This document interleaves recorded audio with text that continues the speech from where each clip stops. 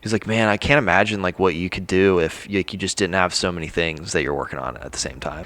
My whole like 7 or 8 years of doing video and film and all this stuff, I've never really like had a time where like there was weeks and weeks where I was just like thinking or like strategizing or like, I don't remember the last time I've been like actually creative.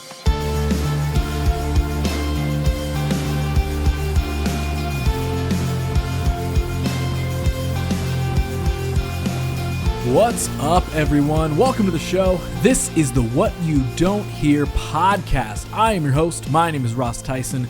I'm a creative director, a filmmaker, a doer of probably too many things, and of course, one of those things on that ever-growing list, in this case, is a podcaster. So, if you're new to the show, what I do is I sit down with my guests and I take a bit of an open journal dive into their lives, talking about all the ups, all the downs, all the thoughts and feelings in between, covering a little bit of everything, with the goal, of course, of getting to know them better and uncovering just what makes them them, as we dig into the sides of their story that nobody would otherwise get to hear about.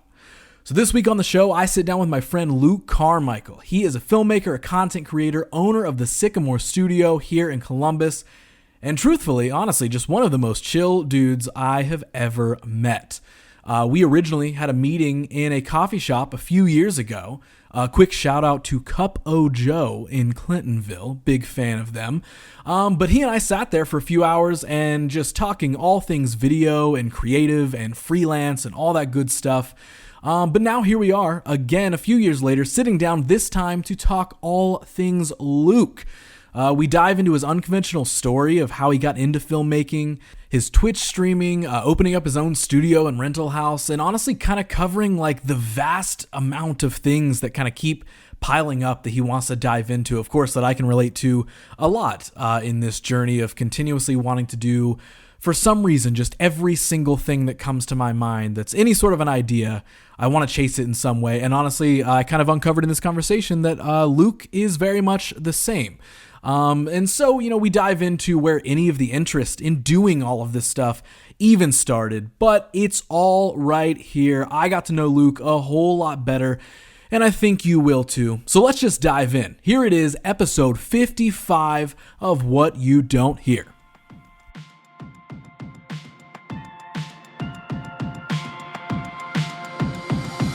Well, let's make it official. Luke, my friend, welcome to the show. What's up? Dude, thank you so much for doing this. Thanks for having me. I'm pumped to be here. We've been trying to align schedules and make this happen for a while now, honestly. A lot of months. Yeah, I feel like there's been a handful of months where we've like almost made it happen, but then it's just fallen through. But here we are. We're here. We made it It's happen. real in the flesh. Now, I was trying to remember, like even before we got in here, like when did you and I even meet, or how do we meet? Do you remember? Because we've known each other for a handful of years. Yeah, it's that sort of friendship where like every time we see each other, we have like these like fun talks about all this sort of stuff. We catch up, yeah. But I don't remember how. It wasn't like on a shoot or something. No, was it just like I shot with Josh? Your business partner, friend, whatever you want to call him. I shot a video with him, like a music video-ish live event, and he was just telling me about his business and who he worked with. And I think I'd probably seen your stuff online because you're a unique-looking, cool-looking guy. So I probably saw pictures because you're good at putting stuff on the internet all the time. And I think he had said you should meet my business partner Ross or whatever. And then I swear, I feel like I ran into you maybe at a coffee shop with my wife or something. I honestly don't remember, but yeah. I know we had a long meeting for our first hangout at a coffee shop. I didn't drink any coffee because I don't drink coffee, but we hung out there for like 3 hours talking. That means that neither of us drank coffee because I'm not a coffee drinker either. So that means we just sat there and had but we had like that normal trajectory that I tend to make those friendships based off of like, all right, if we can really be friends, it's going to take the test of can we just sit here for hours and talk about everything. Just everything. And I feel like that's what we do every time. And I feel like we see each other like maybe just a couple times a year. Yeah. But it's always really, like you were at, last year we had a party at the studio that we own, and me and you talked for like an hour straight, like just standing there. It's always like that every time. Well, I'm glad we're making an official chat for at least an hour or so straight, saving it for the podcast this time. And that's even like something, we catch up every time we see each other. We talk about everything. But even if we talked about it in that original conversation, I really don't remember so much of, like, I feel like we never dig into the details of like your story, how you really got started in the video world. And now, like, even like opening up Sycamore and having your own studio space and all that sort of stuff. And that, even just to jump right into things, like, that's something I've been curious about for a while that I feel like we've sort of talked about. But I think it's so cool that you guys have been able to open up the Sycamore. So maybe lead with that. Like, what's the story of, like, how did you guys even make that happen? Because I feel like that in the video world, anybody who works in the video world or anything around it, I feel like that's almost always like the peak idea. It's like, if we can have our own building, our own studio, or whatever it may be. So it's been so cool to see you guys developing that space. So how did that even come to be? Yeah, it's a cool concept of so I'll just explain what it is first. It's basically a content creation studio hybrid space that is open for people to work in but also create in. So there's like a bunch of divisions, but I'll start back to whenever we decided to start it. So it's myself, Michael, Steve Musa, and then right now Daniel Lovelace just got pulled. We're in the process of getting him pulled into the business. But essentially, I think it was like January of 2019, like it was a while ago. Me, Steve, Michael, and Daniel all had lunch at Hot Chicken Takeover, one of my favorite places in the North Market, and we did that often. We'd get lunch and kind of just like brainstorm stuff because we all come from different like backgrounds, and I'll explain my background in a little bit about where I came from with video, but we all come from like commercial or weddings or photography or documentary style or music video. Like we all just have different things. And we always were like, it'd be really sick if we all worked together somehow. Like if we found a way, like it never made sense for weddings because if you just add a bunch of people together, like there's not really a lot of profit to be made there because it'd be more fun to shoot weddings with all your homies, but you're not going to make a ton of money. And we were like, well, what would happen if we did that? It'd be sick if we had like a space or like a content creation this or that. And so like in January 2019, we had a meeting where we sat down and we're like, what does it look like to maybe still have all of our businesses, but we all like work together in a place where we can make stuff. That was kind of like the initial stem of the idea because we all still had like own stuff and Steve still had like part ownership with another, but it was just like a lot of like technicalities that made it so we couldn't work together. And then I think like midway, it was August of 2019, Steve was like looking at studio spaces because he was really adamant about getting us like the Peter McKinnon like sick studio HQ place that we could have. And essentially he wanted that for himself, but like he wanted to let us kind of like come on board and kind of see what would happen with a bunch of ideas. And he was looking at spaces. I was just busy grinding, and this was all like right before a pandemic was going to happen that we didn't know about. Like during all of 2019, we're just chilling like, oh yeah, we're going to do whatever we want. It's going to be sick. It's going to be such a great year. Yeah, basically. Yeah. And we get into the end, we get into like December of 2019, I think, and this could be completely wrong because I don't really remember the timeline of the last 2 years because it's been so crazy. Yep, totally fair. But I think it was at the beginning of, like right at the end of 2019, Steve had found a spot. And then at the beginning of 2020, I think we had, this could be wrong. So if anybody's somewhere in the realm of 2020, we got this space, basically this like big empty, like there's basically this big giant steel building that this guy built and he divided it into 4 sections and his business is on the one corner and he had open slots. So it was just a big empty space in Plain City, which is, it's like not out in Plain City. It's basically Dublin, but on the edge of Dublin, which is called Plain City. Okay. So we found this space and it was like a perfect spot to basically just have an empty, just start from scratch. So we drew up some concepts, had some artists draw some concepts, and there's a picture of that still. It's pretty sweet. It looks literally almost exactly like the studio looks now. That's cool. And we were like, all right, let's do this. We had the intention of not just merging, like just having a studio. We said, let's make the Sycamore a studio space that's rentable, but also workable. We'll make this like our guinea pig, because this is still kind of our guinea pig, because it doesn't necessarily do everything we want to do yet from the original idea, because we want it to be a place people can work, kind of like this room we're in, where you can work and make stuff. Right. It's not big enough to work and make stuff. It's very big for making stuff. So we decided we'd also all merge our, like, we all had like freelance commercial gigs on the side. Me and Michael did. not enough where it was like we did it full time and just on the side. And Steve has Rooted Content, which is like a super successful content creation agency. Or it's probably not what he was calling it at the time, but that's kind of what we're called now, content. You know how times are going. Of course, yeah. It's changing. Yeah. It's probably a video agency or whatever he had it called. And we were like, what's it look like if we all merge? Like he basically had some technicalities in his life and with his partnership before that turned into a thing where he had almost full ownership of Rooted Content, which is his company. And he was like, it'd be cool if let's all merge.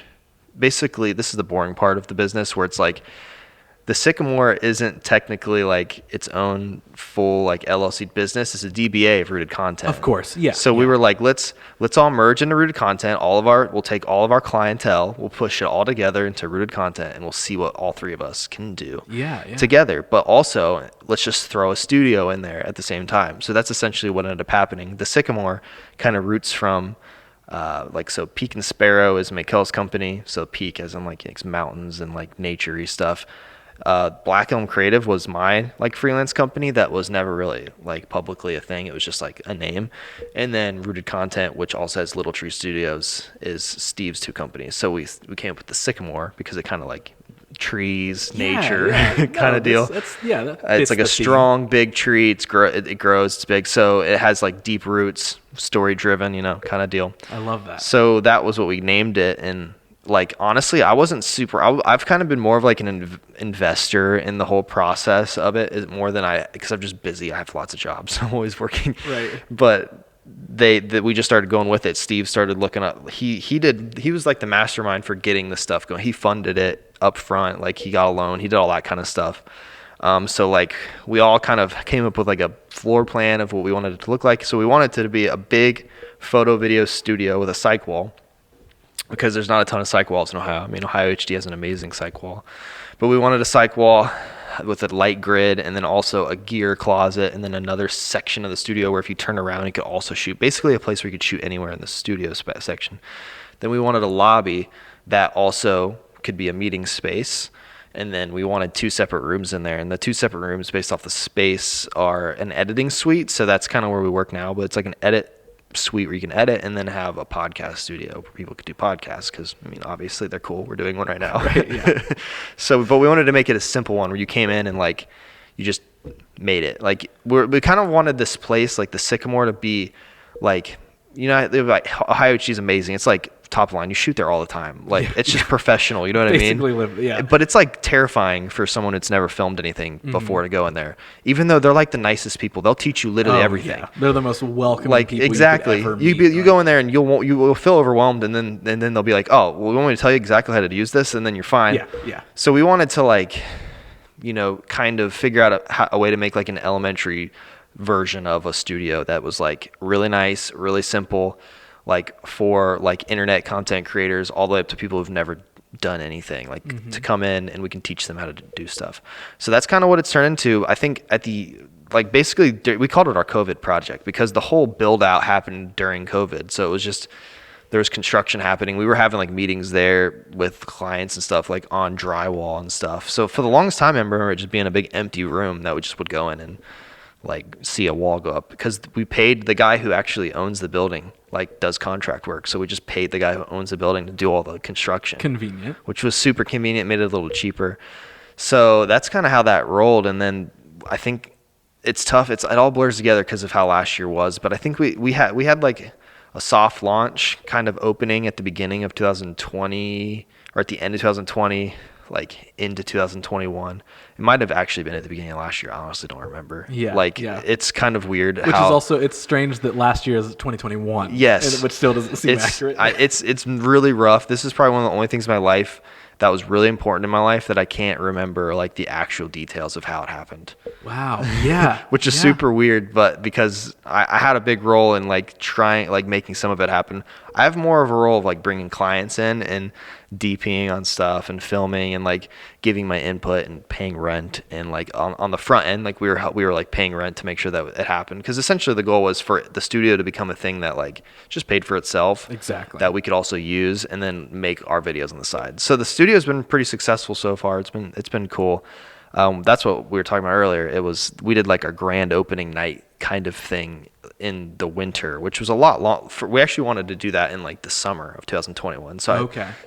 But it's pretty close. It's kind of like a never ending thing. Like all of last year was a building year for the Sycamore. It was just like adding a new light, adding the light grid, all right, adding backdrops that have motors on them, that kind of stuff. Yeah. Finding clients that want to use it, finding people that want to rent a studio kind of thing, figuring out advertising. And the tough part about it has been trying to run a studio on the side of running a production company, 2 production companies essentially. Yeah, which is a big thing and like a perfect lead-in of like a big thing that I wanted to talk to you about is like what is that balance like? Because I mean, the studio itself effectively becomes its own business that yes, multiple people have a hand in, but you're also still like your personal career, your personal development, you're balancing those things out. Like, have you, even though it's just all in its infancy, like have you started to see that like challenge pop up? Or like, I guess maybe what has that challenge been like so far?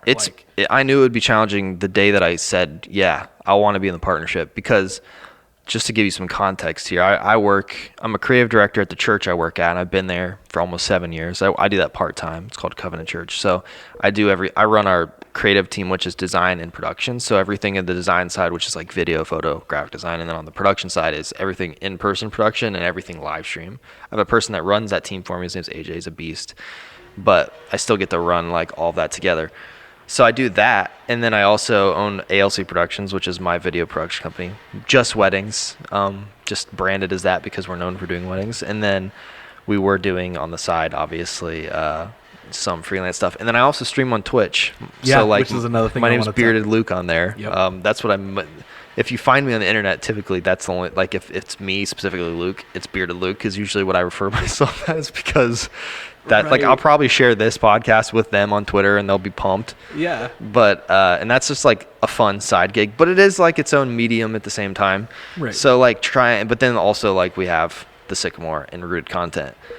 So like that's why I said at the beginning, I tried at the beginning to keep myself more as like an investor / like I know my worth for what I am and what I'm good at. I'm not super good at business development and like strategy. I'm really good at filming things and making stories and relationships and communicating things. So I've kind of just kept that as my thing, and that's helped. It's been rough. I mean, not rough. I don't mean to say rough. It's been a different process. I've never had a partner. I've never done like a partnership. I've always done all my businesses on my own.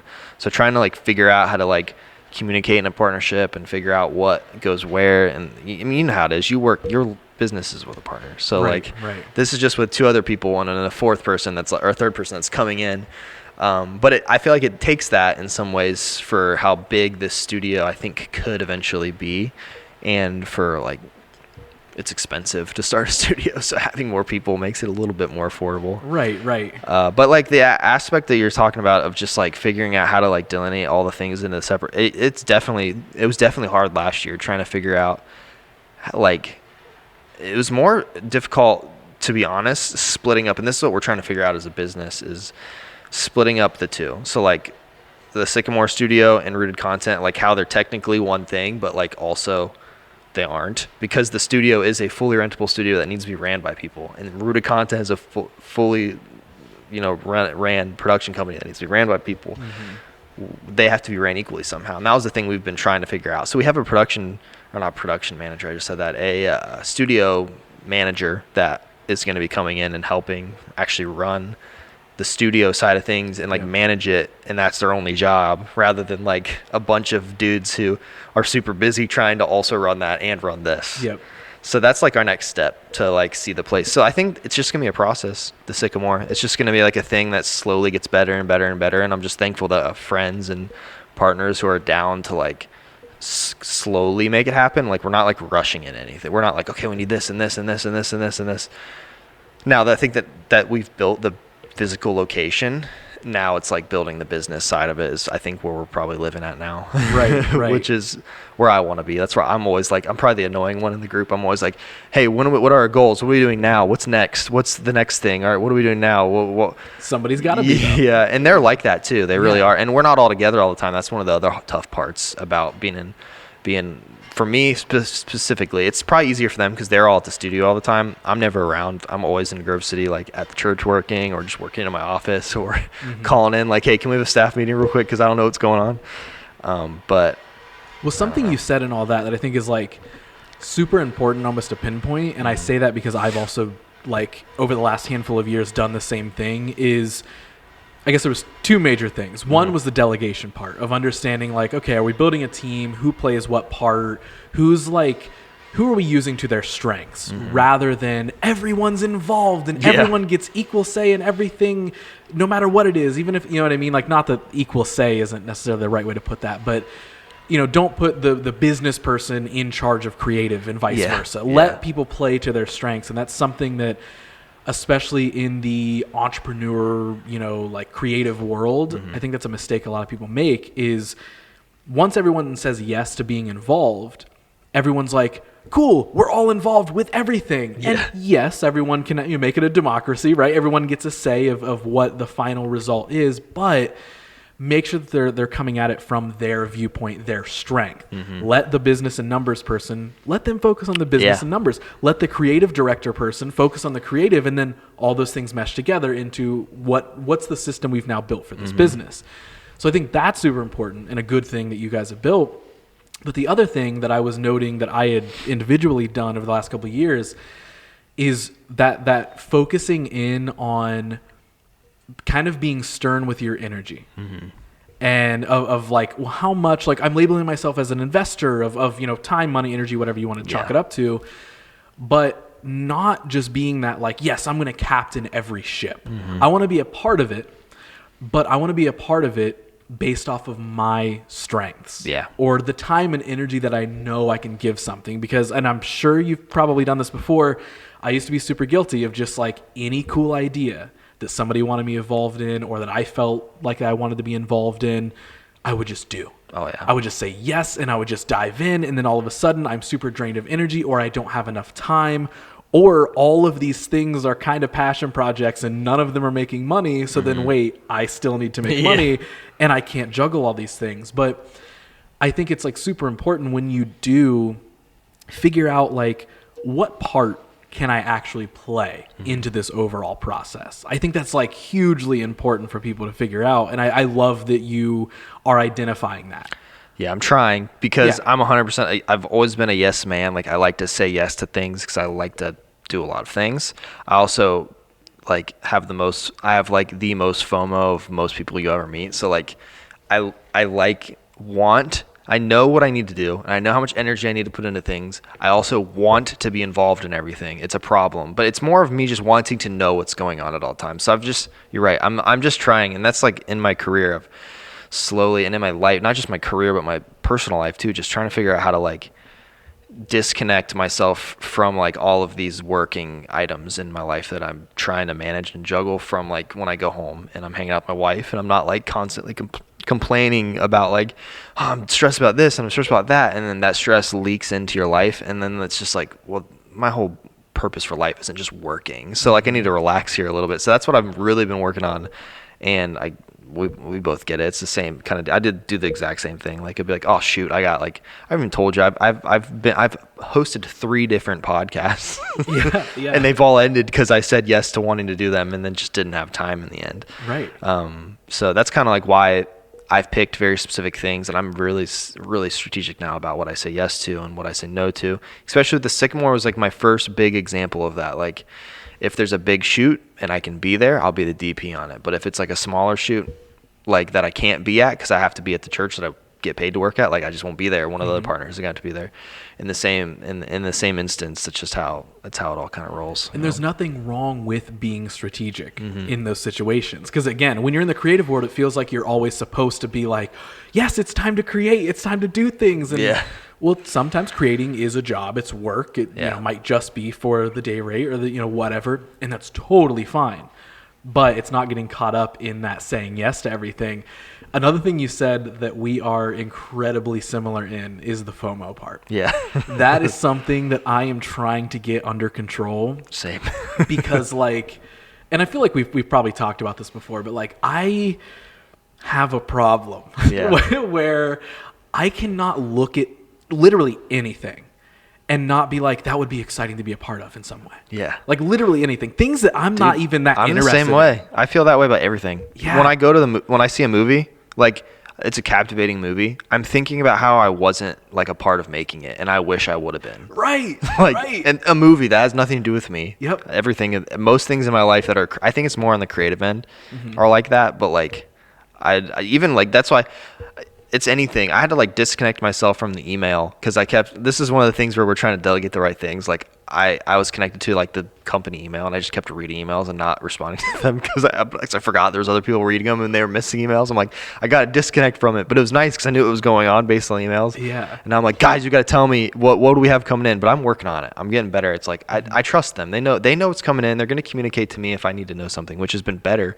because if I know everything that's going on, I feel like I need to be a part of all of it when I don't necessarily need to be. You know? Yeah. Well, then it gets into like, you sort of trickle into that side of things that's like, you know, kind of the cliche saying of like, well, if something's supposed to happen, it will. You'll end up finding your way to, you know, things happen for a reason sort of thing, which is, you know, 50-50 makes sense and another 50% doesn't make sense at all.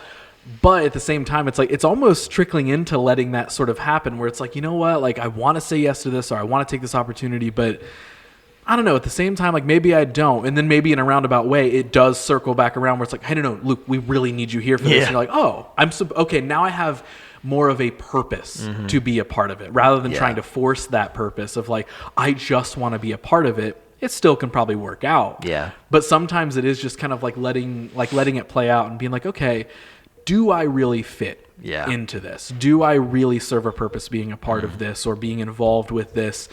And if you don't, that's okay. Then that's less things you have to think about, less stress on your shoulders. And it's like, okay, cool. I didn't have to worry about that because it's very easy to add a bunch of stuff to your plate. It's not as easy to like take it all off at the same time. Yep. Like we were talking about before we even started rolling, like editing you know, is a huge thing. Like super easy to be like, what projects are rolling in? Oh my gosh, yes, let's film this, let's film that. I love it. This is awesome. Business is booming. Yeah. And then you're like, wait, in the next 3 months, I've got these 10 edits to get done.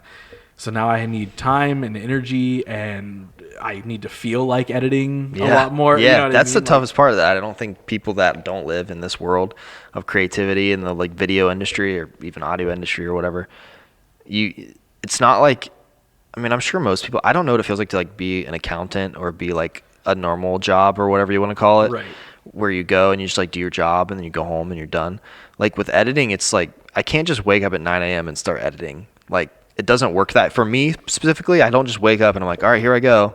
Oh, this is so fun. It's like sometimes it'll be like 2 days I'm like battling to get through an edit and I don't get any of it. But then the next day it's like I can go for 7 hours. I don't understand why it works that way. I don't know if it's an emotional thing or that's something that I wish I could unlock the answer to because I'm so similar with even everything that I do, whether it is like editing or designing or maybe writing, working on a script or whatever it is. There's some days where I literally am like, I can't even think of an idea today. I can't even feel the motivation to, you know, it's not as easy as that cliche, like, we'll just like chip away at it a little bit. Get it's going. like, dude, opening up the file doesn't even sound interesting. And then you sit there for an hour and you're like, I've made almost zero progress. My mind is going elsewhere. And then just like you said, there's other days where you sit and it's just the easiest thing. Just and you're fly like, through it. I know every answer to all of this. I know exactly what everything needs to be. I can get it done in an entire day, which also, I don't know if you've ran into this thought before, but I sometimes think that is a dangerous thing to understand you have the power over. Yeah. So what I mean by that is I think it can almost push for procrastination. Oh yeah. That's what, I know exactly what you're saying. I thought I was I sit all the time and wonder, does anyone else understand that I need to finish this right now? But I don't need to finish this right now. So I don't have to finish this right now. So I'm like battling in my head that I don't actually have to do this at this current moment because I'm in charge of this. I'm the person that's distributing this. I shot this. I'm editing this. I speak for this. Yep, dude. Until it's the day before it's due. Then it's like, there's no shot now. It's got to get done no matter what. This has to, I don't know if it's a discipline thing, but yeah, dude, I deal with that with every single project I shoot because it's mine and I did it. And there's not like a boss on my, it's like the thing that's really cool about being your own boss, but also really terrifying about being your own boss is like, there's not a ton of accountability on your back saying like, hey, the only thing is like the client that's going to get it, which I've never been late on anything. So like, I always know it's going to get to them, but it's like, could I be watching YouTube right now, or shall I, you know what I mean? Like, yeah, that's the, like, it's not like you're purposely procrastinating of like, I don't care about this thing. It is the energy thing of like, I don't know if I can focus on this. But when you know that when it comes down to the quote unquote wire, when it comes down to that last day before it's due, the hard part, and this is what I think about all the time, and I love that you're familiar with this feeling, is that I unfortunately know that I can put it off until the last minute because I know when it comes to that last minute, I know I've got it. Yeah, same. Like, the exact same way. For some reason, maybe we should just start doing our finishing, like just start doing the whole edit the day before it's due. Right? And maybe we could just chill in the meantime and not be as stressed and waste. I've got like 30 days to get this done. I end up wasting time. Like I'll be sitting there, and some of it with weddings. Like don't get me wrong. If anyone that's listening to this is someone that shot their wedding, I do love editing weddings and filming. Of course, yeah. But when you're like 20 weddings deep into a wedding season and you've edited a wedding every day for 5 months straight, it's like, gosh, do I really like, I want to go edit a documentary, or I want to edit a short YouTube video, or I want to do this instead.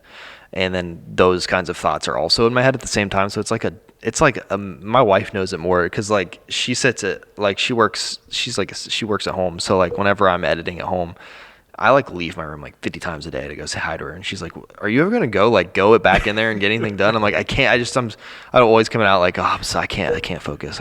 I mean, maybe I've also wondered if I have ADHD because I don't know if I do, or if I just don't. I'm not disciplined enough. I don't know." 100%. I think the same thing. Like I think almost for everyone nowadays, it's a mixture of everything. Yeah. I think everybody honestly probably has a little bit of ADHD. You know what I mean? In this world now, there's so many options of like, there's so many distractions now compared to what stuff that it's like, well, it'd be way more fun if I just went and played this app for a little bit than whatever I'm doing right now. So in general, do I think it's probably a little bit? Of course it is. And then is a little bit of just discipline? Of course it is. I think it's a mixture of everything. And I think about that all the time where I literally like, I genuinely have been like, do I need to like go talk to somebody to get diagnosed for that? Because like there are times. Do I need medicine for this? Will it actually help? I wish the Limitless pill was real. I would take that every day, bro. Oh my goodness. I remember watching that movie and being like, why can't this be real? That's surprisingly my favorite movie, like ever. Like if I had to pick a favorite movie, it'd be Limitless. I don't know why. I've only watched it once. Yeah, I love Bradley Cooper, and I love the idea of opening your brain up a little bit more than you can. Did you ever watch Lucy? It's got Scarlett Johansson, I believe. It's like if Limitless was even crazier, where basically, spoilers, folks, if you haven't seen Lucy and you've wanted to watch it, I'm about to explain the plot. Also spoilers for you. Yeah. She basically like gets a drug put inside of her that opens up your mind to limitless abilities. Now it goes even crazier. She becomes like basically a god entity but like at first though, she just becomes badass at everything. Yeah. So it's like those similar feelings where you watch that and you're like, man, like dude just writes a whole book like instantly. Yeah, like I'd cleans like his room. That pill, or I'd like that and maybe it exists out there. And I would just people like us don't have access to it. I don't know. I just right now, and we talked about this before we started rolling. I'm for the first time in like 2 years at Project Zero, which if people aren't familiar with Project Zero, it just means that you don't have any projects to edit. Yeah. So like I have done the same thing this year. I've been really really disciplined with my email. So I'm doing like the zero, like the inbox zero kind of thing. So I like just start organizing my emails basically when they're done. I just put them in a folder. I didn't know you could do that until this year, which is kind of funny because I'm super organized digitally with mainly everything except my email. Right. So I'm trying to like keep my email organized, but also like I've always tried to get to a point where I like film a project, edit it the next week, distribute it, or like put it in the box and then like see what life's like without it. Because I feel like, and I have a friend, a creative friend named Jeremy. Locks Creative is his company. It's in Columbus. They're super talented people. And he told me a few weeks ago, we were at dinner and he's like, dude, I kind of took offense to it at first, but then I really thought about it and it made sense. He's like, man, I can't imagine like what you could do if you just didn't have so many things that you're working on at the same time. I'm like, man, does my stuff I make suck or something? But no, it's true. Like, we make really cool stuff now, but my whole like 7 or 8 years of doing video and film and all this stuff, I've never really like had a time where like there was weeks and weeks where I was just like thinking or like strategizing or like, I don't remember the last time I've been like actually creative. If that's like, just to be really blunt with you about like over the past 5 years, probably I've been creative in like ways that are like technically and strategically creative, but there's never, I think probably the most creative I've gotten. So I lied. Actually, I was kind of creative last year. We shot a documentary for a card shop about like building the card shop, and it was just me. I shot the whole thing by myself. I think I had 2 guys help me on 2 days basically for it. So it was like this full thing that I did from scratch, and that was like the first time in like 7 years that I feel like I actually got to like sit down when I was editing, and I edited those episodes without stopping. Like, I didn't think about anything. I just edited those episodes. It was just like building a story. It was like drawing a picture. You know what I mean? Yeah. Whereas everything else in my career has always been like that same this strategy, like this battle I'm having in my head that you said you deal with. I feel like that didn't happen. Like last year at the beginning of the year I was pretty close to done with all my weddings. I got done with the weddings, and then we started shooting this documentary. I keep saying we, it was me shooting this documentary. And like, I had some time to actually shoot it and think about it, like just a little bit, not like still truly to the thought of like where I wish that I just had like months of no projects that I had to think about. And I feel like I actually got to like build a story that I liked, that felt cool and like compelling, even though it's just like a card store. You know what I mean? It's not like that compelling. But yeah, but you know, still putting time and energy into it. But back to the main point of I got to that point because I feel like how cool would it be to like see what kind of work could come out creatively if your like brain was actually just empty from just sitting there and being a human, and not, because we as humans, like, we just are obsessed with work and just smash. And especially me, because I'm always trying to make money. I support our family, so I'm always just trying to make money. You know what I mean? So I'm grinding my butt off. But what would it be like to not grind your butt off constantly and like just make stuff? Yep. I feel like that is the ultimate like creative entrepreneur freelancer question. Yeah. Is like, what would it, it's like what, how do I make my own limitless pill? You know what I mean? Where it's like, I want to do everything I want to do, but I need the capacity, I need the understanding, I need the skill, or the ability to delegate and collect teams and friends who can play into that. And it is really easy, and I did the exact same thing, and I just went through the process of learning how to get myself out of the cycle of being creative. Yeah. I feel like we've talked about this before. I think we have. Like the word creative, what it means, but what it can also mean, you know? Yeah. Where it's the dangerous game of when you turn a passion or an interest into a career, a business, a job. Well, that takes a certain level of work, and then it's super easy to affect it. I feel like I've talked about this so much on this podcast with people. It's so easy to take a passion of yours that you wanted to do so you didn't have a 9-to-5 and effectively create a worse 9-to-5 because it's actually 24/7. Like, you know what I mean? Like, there is no like, and yes, you can be disciplined with when you're answering those emails, when you're not, when you're in the office, when you're not, that there's steps there to be made for everybody. But most of the time, I think everybody's just kind of like we've been talking about, I feel like working on this right now. It's 1 a.m. Why not? I'll just do this because I have the time. Exactly. I don't have to get up until 11 tomorrow if I don't want to. You know, like, when you've got that freedom, you then have the freedom to create, which is amazing. But then, again, circling back to the procrastination talk and all that sort of stuff. And, like, I feel like that is always the hardest thing, is exactly what you said. Like you just said, I don't feel like I've been that creative in the last 5 to 7 years, except for like one project. And I feel like anybody listening to this or watching this who knows you would probably be like, what do you mean? You know what I mean? Like, whenever I say stuff like that, I feel like, or I have that conversation with people, they're like, what do you mean you haven't been creative for years? Like they're like, everything you post is creative. Right. But as we level up and as we grow and evolve and want new challenges and new goals, it's easy to see certain things of like, oh, well, I can film this video in my sleep now.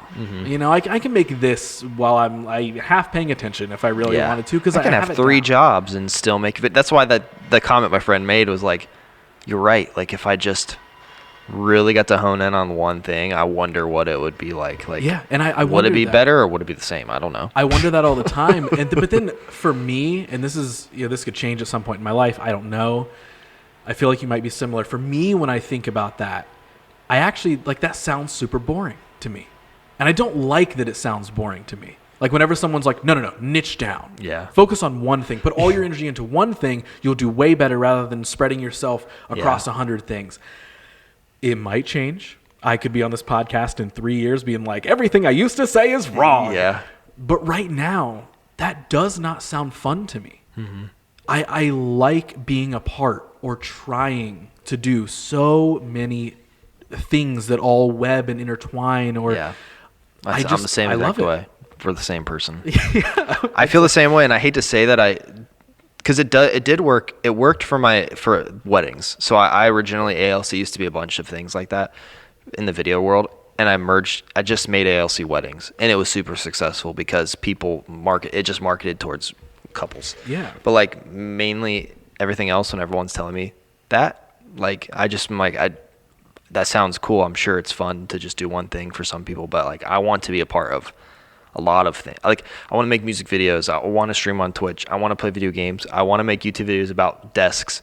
I want to film weddings. I want to make documentaries. I want to be on podcasts. I want to host podcasts. I don't want to just do one thing. No. So it kind of pushes. So that's where I feel like my creativity sometimes is there. Because that's what I'm saying. I don't know if I sat and just didn't do anything and just worked on one, I'd probably get bored. I'd probably be like, I think I thrive whenever there's a hustle happening, when there's some chaos. Yeah, chaos. I thrive in chaos for some reason. Even though I also think that's also it's like right on the edge of bad. It's good because I can get some cool stuff out of it, but bad because I feel like I'm not actually being creative. I'm just trying to get the job done. But I'm trying to teeter the line there. Yeah. But also respect people that give me information about it, especially people that have been doing it forever that are successful. But at the same time, I live in that same realm. I don't want to do one thing. It does sound very boring. It does. And I'm not saying anybody who does just do one thing, just like you were saying, it's not that they're wrong or anything like that, but it's just for me, my wants, my needs, that's what I want to do right now. Yeah. I want to do several different things. Like we were talking before we were rolling. I was like, yeah, there's a handful of other podcast web series ideas that I've been quietly trying to develop and figure out how could I add those to my plate? Who do I need to be involved to make those things happen? And I've shared this on the show before, but I've become a huge subscriber to the idea of the just do it mentality, right? Yeah. But almost trickling that down into just try it. Yeah. Just try it. I like that. Try the thing that you're interested in. So you want to stream, you want to do this, you want to card collect, you want to film, you want to edit, you want to start a business, you want to start a studio. Whatever it is, literally make that list and then just start practically thinking what are these things, what things could I try? Mm-hmm. Because I also hugely believe in the idea, because I've also experienced it and lived it, that once you try those things, you will pretty quickly identify whether you actually want it or you don't at all. Yeah. Then you have an answer rather than sitting and playing the what if game of what if I did start that second company or that show, or what if I did just shoot that documentary I wanted to shoot? I wish I did. Now I have to look for another opportunity to do so. And then am I forcing it? And then, all that sort of stuff. When just try it. Yeah. Just try it. Just try it. And then you'll figure out if you quickly are oh, this sucks. This takes way too much work. I don't have the time and energy for this. Then there's your answer. Oh yeah. Then it's either not right now, maybe it's later, or you realize you literally do not care at all. And then you're oh, I actually didn't want this at all. Exactly. I don't know if I to me at least, I feel like that's not an accepted understanding of things. Mm-hmm. Not that I'm revealing some magical life-altering thing here. I'm sure tons of people think about this, but I don't know if enough people just try stuff. Well, they don't. I feel like that's what makes us different. That's why we're doing this. We're on a video podcast right now that people listen to and watch. I've always felt this way, and I don't know if it's maybe it's a generational thing where it's we just did our thing to make the money because that's how we support our family kind of deal. Mm-hmm. I've always been I'm in the same boat. I've always wanted to just try stuff if I have the ability and the gifting and the time to do the thing, then let's just try the thing. And then if I like it, my problem is I end up liking too many things, and then I have 4 jobs, and I'm not like putting 100% into any of the jobs. That's where it like kind of stems back. Like I am putting as much as I can into every single job, but what would it look like if I got to put my true 100% into something? And that's where I think it probably wouldn't be boring if I got to put my 100% into something I really liked, if I got to pick that one thing. This all stems back to the same comment this guy said to me, which I find very compelling, because I've been thinking a lot about it. Like I do want to find a project or a gig or something that I throw my 100% everything into, but something that I really love, or maybe just like throw my 100% into. This is the problem. I throw my 100% into everything I try.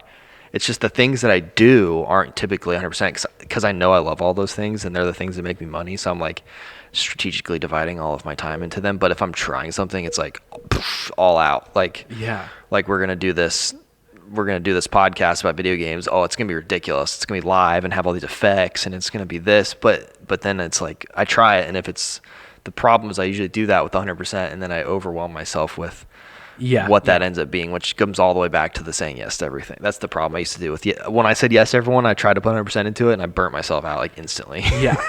Which now the key is like, what am I saying yes to? And am I willing to give the energy? And when I do, how many % of energy am I putting into exactly how much do I need to? Because there's some things you don't need to do. Like, when you're gifted with the talent, you can put like 50% into something, and it's still like amazing, but it's also good for you mentally, because you didn't like spend all your, because half the time with creativity for me, like a product, I'm always going to care about the thing that I'm giving someone typically like 50 times more than they do.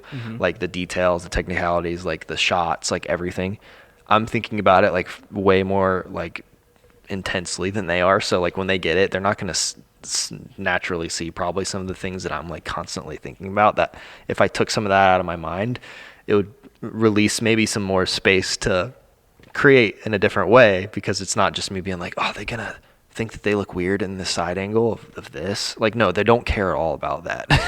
Right. That's just like we were talking about earlier when it comes to figuring out like how much of your energy you need to give to something. Like I've become a huge fan of that, and become pretty strategic in that, where it's like, cool, there might be a project that I'm coming in on to help direct or creative direct or whatever it may be, but I'm also going to clearly identify, and it doesn't mean that I care any less.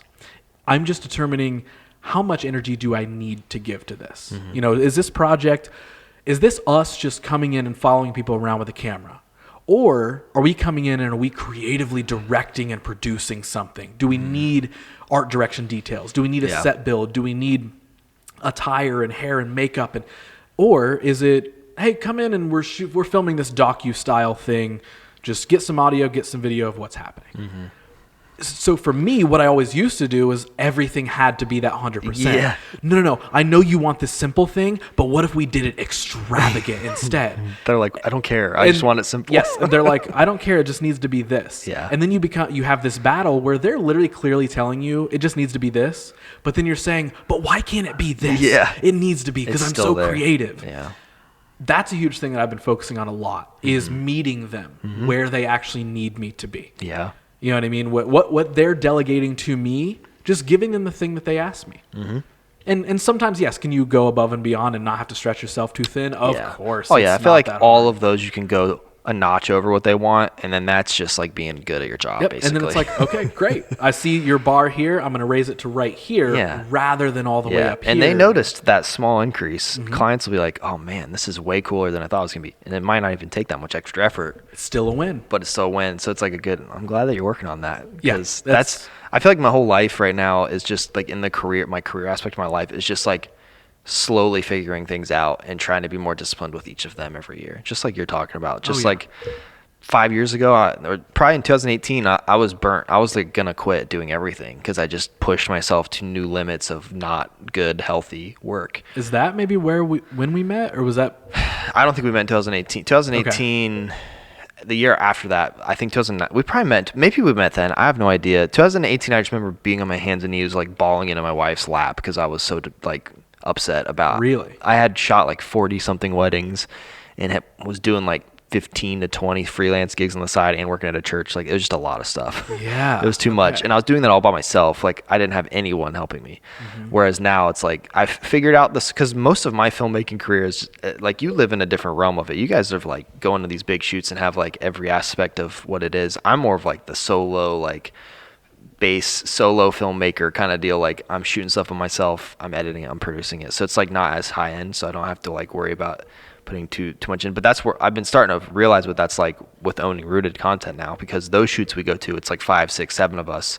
You know, there's specific jobs. Like, I'm just shooting. You don't have to wear all the hats. Steve's just directing, or Daniel's doing audio, Mikel's doing BTS, like, you know, those kinds of things. And once I've realized like that's how it can be, I was like, oh wow. I was really because you put so much pressure on yourself when you first start. Like, especially, I think the problem is a lot of filmmakers. I'm just going all over the place today. This is what it's for. A lot of the filmmakers like that a lot of them start doing weddings, and it's like kind of good because it teaches you can make some good money, you get to shoot and figure out stuff. But it also is pretty dangerous because it like kind of puts you in this weird, you have to do every single thing mentality of like running a business, when most businesses are ran really smoothly when there's a bunch of people like putting in parts. That's why with Sycamore and Rooted, it's been cool to see what that's like.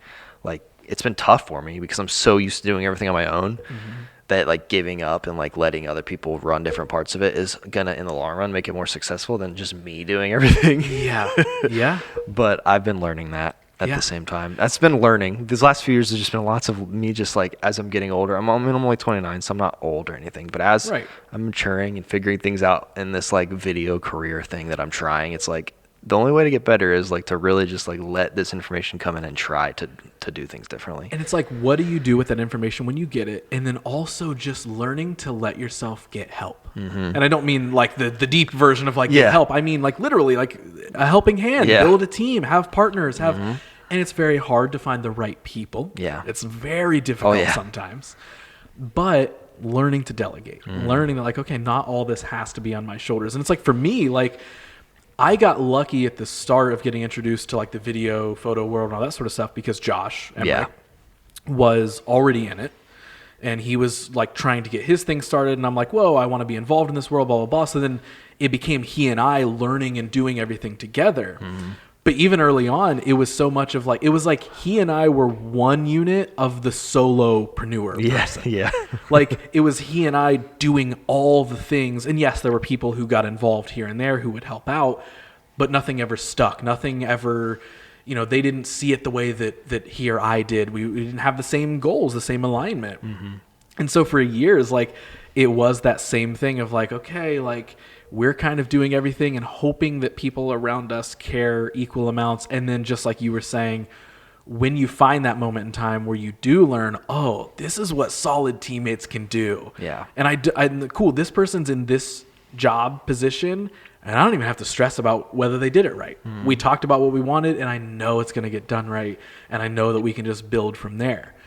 But another thing that you're talking about here is like the level up idea of like, every year you're identifying something new and something different. You're learning to build those teams. You're learning how to like not put as much like stress on your shoulders. And like, that is another thing that like we're supposed to do. Like, we are supposed to change and grow all the time. And I think it's super easy in, I'll just say like a normal life or in a freelance entrepreneur life. It's easy to get lost in that shuffle. It's easy to lose yourself in that cycle, just like we were talking about earlier with like the creating your own 9-to-5 sort of thing, but worse.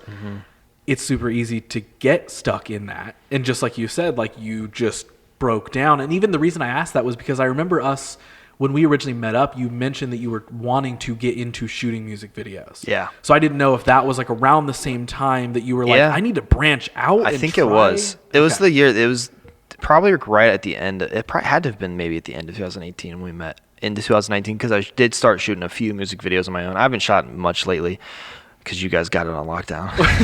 Just kidding, because there's not enough money for me to shoot a sick music video by myself. Very true. But the end of that year, I realized like I need to do less weddings. I need to raise my prices. First of all, that was half the problem. My prices were too low. And I need to like be strategic. Like, there's no strategy involved those first few years, because essentially the only reason that I was doing my business was because I was working at the church, and I was trying to cover my salary basically at the church, because you don't make a lot of money at church. It's not typically. I don't know many people that are super rich that work at churches that are doing it probably for the right reason.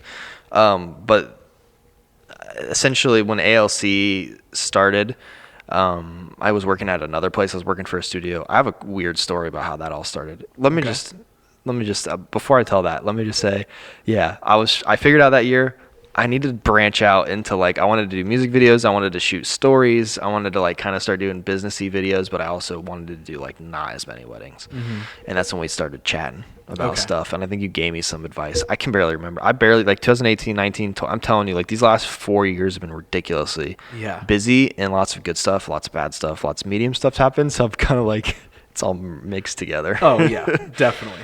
Yeah. Especially when you're working on so many things, it's just gonna all start jumbling together. Yeah. So what's the story? Is it like a part of like the transition into? Well, there's like the story of like what. Here, let me start from college. Let me just tell you why I do video, because it's interesting. The story, I've said this on other podcasts, but I'll say it here because you probably haven't heard my story about why I became a videographer. Have I told you before? I don't. If we did in that original conversation, perfect. I really don't so remember. I probably didn't tell you because it's pretty memorable.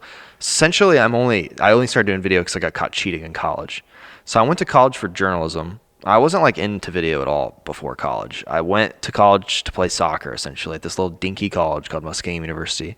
I thought I was going to go pro soccer, but it's because I was stupid and just didn't understand yet that that's not how that works. If you're going to Division III, you're not going to go pro. Like, if you're listening to this, you're not going to go pro if you're a Division III athlete. If you do, good job. We'll make a doc about it. But I went to school there, and I went for journalism because someone once said I was good at writing, even though I wasn't. So I went for journalism, which is just like news, writing newspapers. It's not a dead thing anymore because now the internet is like full of articles, but like physical newspapers are pretty close to. Anyways, I went to that. There was a quiz that we used to take in the Journalism 101 class that this professor gave us every morning. It was not every morning. It was like a pop quiz. Every other day, he would do like a 5-question quiz, but it was based off of the daily newspaper that came out that morning in Zanesville. It's called the Times Recorder. So like that class was at 9. So that means I would have had to wake up at 8 a.m., get the newspaper, and read the entire thing, and like hope that these questions he asked were specifically from that newspaper. Like, what news story happened in the Zanesville about the, like this really specific thing. So if you cheated on it, like, there's no way. If you both, like, if two people had the wrong answer, like they obviously copied, because it's just like it would be a made up wrong answer. Basically. Okay. So everyone in that class cheated on that because no one was reading the newspaper. Like, who wants to wake up and read this random newspaper from Zanesville? Yeah, probably good students, unlike me. So me and this kid just like would look at each other's, and I came into class like 2 days later, and he had 4 of our quizzes laid out, and they were all the same answers and the same wrong answers. And he's like, I can kick you out of college right now. Like right now you can leave and you're not here anymore. You're expelled. Or you can tell me that you guys cheated on this. I'm like, I cheated on it. Yeah. What do we got to do? And he's like, you have 2 options. He said, you can, leave Muskingum and not come back, and we'll just expel you for plagiarism, even though every person in the class, I still don't condone cheating, obviously, but I was at 18 in college. You know what I mean? Right. Yeah. And then the other option was I can write a letter to the editor about why I'm a cheater, and it'll be published in the newspaper. And, what? Yeah, and the only way to get a B- in the class is if I did 50 extra articles on top of the 50 for the semester. So we had to write articles weekly for the newspaper that was there. So I wrote a letter to the editor about how I'm a cheater, and it got published in the newspaper. And then I also did 100 articles so I could get a B. But I also had to quit. I got kicked out of the journalism major. So I had a journalism like a practicum class where we were supposed to do on the side. So I had to fill that. The only class available to fill it was called video practicum, which was basically a class in the evening where we would go, and they gave us these like little handy iCam things, and we would film stuff and edit them. Okay. So I where I worked my butt off, and this professor was like showing like plagiarism movies and stuff the whole entire semester, and like just staring at me and this kid basically. It was pretty demeaning, to be honest with you, that I had to do that. Like, I didn't tell my parents until like a year ago because I was terrified that I was going to get kicked out of school. Luckily I didn't get kicked out. I passed the class, but I had to take video practicum. I switched my major to communication and media studies after that because I took that video practicum class and I fell in love with filming. Like I was like filming stuff all over campus, doing news. And then I ended up working for the TV station on campus and then became the program director and then like basically just became a filmmaker. So, okay. Did that article get published? Yeah. In the newspaper? Yeah, I tried to look for it recently. It was called the Black and Magenta newspaper. It was like the campus newspaper, but it physically got printed out and every student got it. I was going to ask, and it was like, on the website. Did you have it and have it framed somewhere? I should have. Dude, I wish. I was mad. I just threw it away like the instant I saw it because I was depressed. Yeah, you're like, wow, I'm being outed publicly. And I poured my heart into it. It was like just like how terrible I felt. And then my friend who also had to do it was like 3 paragraphs. Or no, it was like 4 sentences. It was like 1 paragraph just about how he was sorry. He's like, yeah, I sort of cheated. I'm sorry. I'm sorry. He almost threw me on their bus and said I was the one that only wanted to. So I'm glad he didn't. But dude, that was wild. That's the only reason I started taking this video class, which then like we would film and then edit videos in Avid Media Composer 5, and then I ended up had a MacBook that I had got as a gift for college, and I downloaded, like Avid was really terrible to edit in. I was like, there's got to be something better than this. So I was like, I keep hearing about this Final Cut thing. So I got on Pirate Bay or whatever. Don't go to that website. It's probably going to give you a virus on your computer. But I had a cracked version of Final Cut, just a stolen one. Right, I was a college student. I couldn't afford Final Cut. It was $300. So, and I taught myself how to edit in it for all of college. So I was doing like the stuff on the side. We were doing broadcast stuff and I was learning in school. But then on the side, I was doing this thing called Luke's Tech Corner, LTC. Okay. It was where I would review stuff and like do news stories about technology. It was super lame. I have all those videos unlisted on my YouTube channel. I'll have to show you sometime. They're really bad, like really bad. I mean, still sick that you found a passion. Yeah, yeah. So I filmed, and then inside of college is whenever at the end in my senior year, I realized I didn't know. Like I went into school like really oblivious to like what it meant to go to school. Like I didn't know how much my student loans were going to be. I didn't know like any of that. Did you just go to college because it was like you were? I just wanted to do. I just did it because you just got to go to college, and I wanted to play soccer, which was and that was the lead. Okay, yeah. Yeah, so mainly it was because I wanted to play soccer. So and it's a private college, so it was really expensive. So my dad's like, it's gonna be like your student loans have came through. It's like $94,000. I'm like, $94,000? How am I supposed to pay for that? I'm a communication major. I'm gonna make like $30,000 a year when I get out of here, if that. So if I can find a job, because it's like video, and that was in 2015 when I got out of school. So like it was still getting bigger, but it wasn't like now where you can like film something on YouTube and if you get popular, you can make $50,000 a year. You know? Yeah. So or a video. Yeah, or a video and make $50,000 on that one video. So me and Allie, my wife, she's my wife now. We've been married for 7 years. We were dating then. We were actually engaged when we started the company. We started ALC. It stands for Allie, Luke, Carmichael. And it was going to be this crazy production company that did like photo and video and flower design and event planning and coordinating, just a couple of 21-year-olds with big goals did. So we did 2 weddings like that, and it was the nightmare. But the videos were good. So we and it goes back, the stem of that's even crazier, because I used to, this kid, it's not a kid, his name's Trey Melvin. He's like a super popular YouTuber. You probably never heard of him. He's got a way different audience than the two of us. Okay. But he was like in college he wasn't in my college. My friend Daryl, who was a communication major, he was one of my classes, was the cousin of this dude named Trey. Trey was just like had nowhere to stay. So he came and stayed. He like dropped out of Cincinnati or something, and he came to stay with Daryl, and he was making YouTube videos.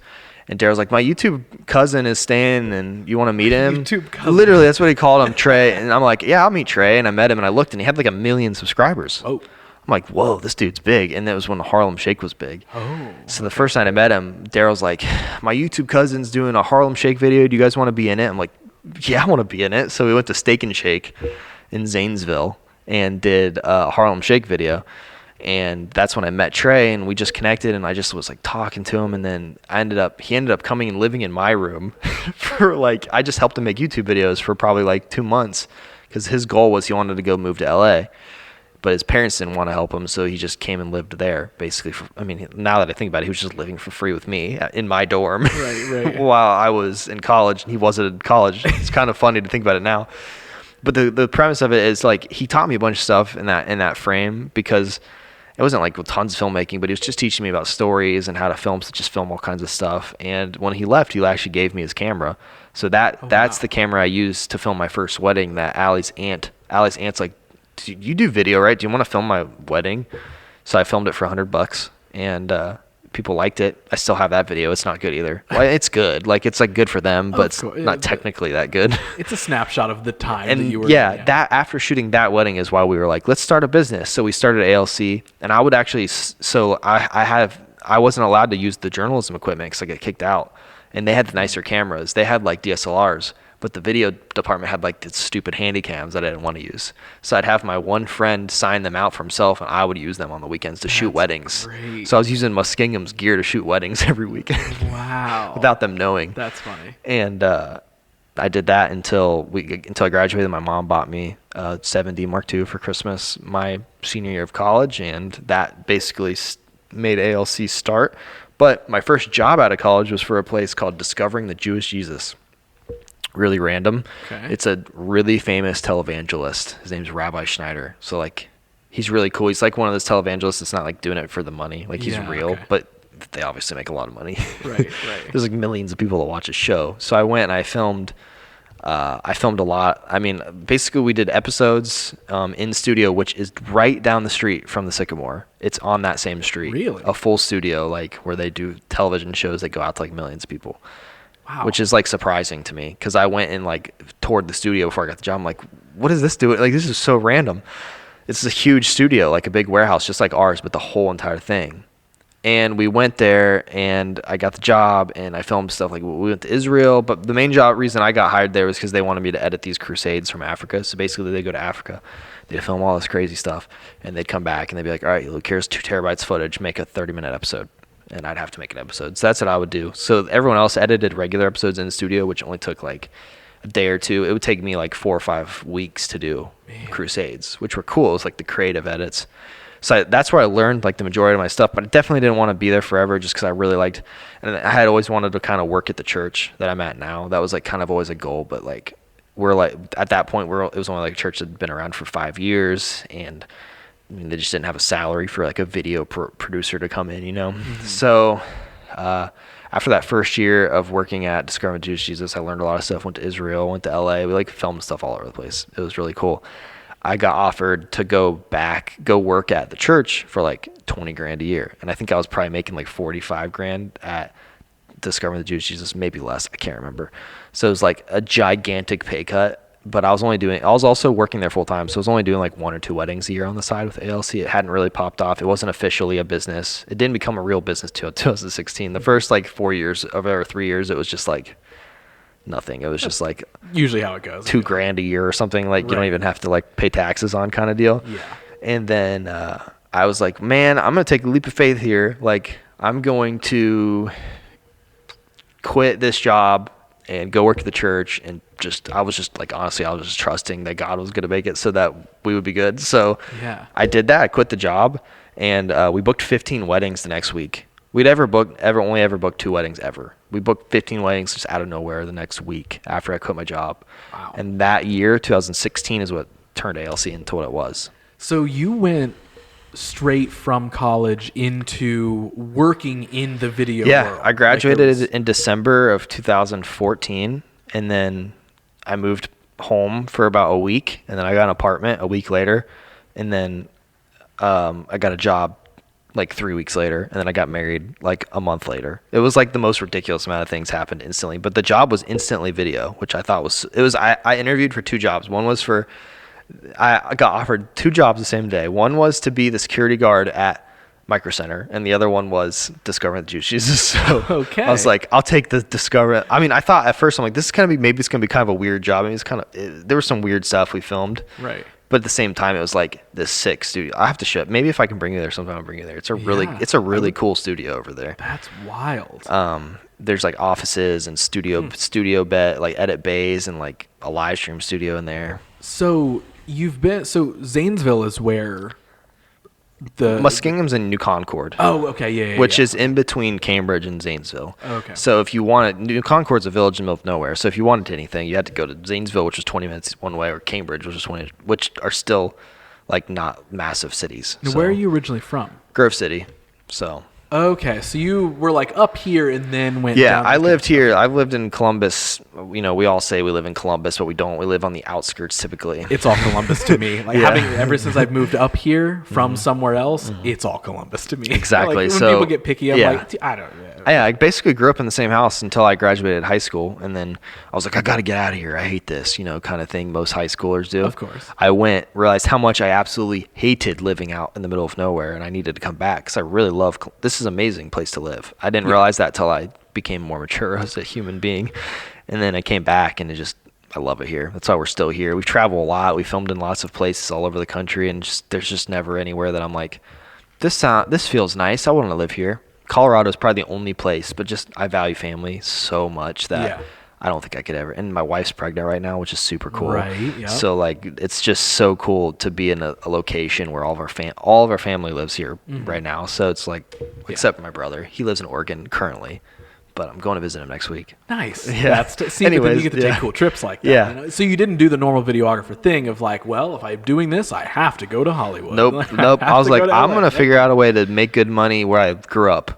And it's somehow working. I thought I had forgotten, or you were going to drop on me that you were like from Zanesville or something, and like from the area that I'm from. I was like, wait a second, Nope. like how did I not remember that? Definitely not. That makes sense. But very familiar with the area. So that's my story of like how I got to here. I mean, then from 2016 on, it's just kind of been steady growth and just meeting people in the industry, and like that's the only reason that we get business. I feel like is because we're friends with other people in the industry, and they recommend us, we recommend them. It's like a whole thing. The classic, it's all about who you know sort of thing. Yes. Like Unfortunately, that ends up being real. So if you're good at relationships, you end up being pretty successful in this day and age, I guess. Yeah. But see, I'm not great at like the networking part of relationship building of like, I'm not the cold email type person. I'm still not good at that. Dude. Yeah. But when we sit down, that's when I can. I know we can make a relationship off of that. Because I just care about people. I feel like it gets.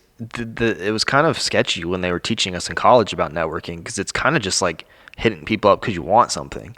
And the people that I usually let work for me or work with me, if I can tell they just want like my money or they just want something from me, I'm like, get out of here. Right. Like, in any of the success I've found with like relationships, it's because I cared about them first, and then like if something happened out of it, that's cool. But exactly. Yep. At the same time, it's never like, oh, I'm going to go to a network. I mean, it's different if you go to like a networking meeting and everyone's like strategically there to like rip each other off or whatever. But when it's like in college, like they literally, I'm like a huge advocate for not going to college, by the way, if you're creative. I don't want to go too hard into it because I don't want to offend anybody. But I regret going because it was super expensive and I was in major debt. And that's half the reason like I was working so hard we just paid all of our student loans off last year. Nice. Because I sold my house and then used all the money we made from it to pay off all of our student loans, and then I just lived with my in-laws for a year.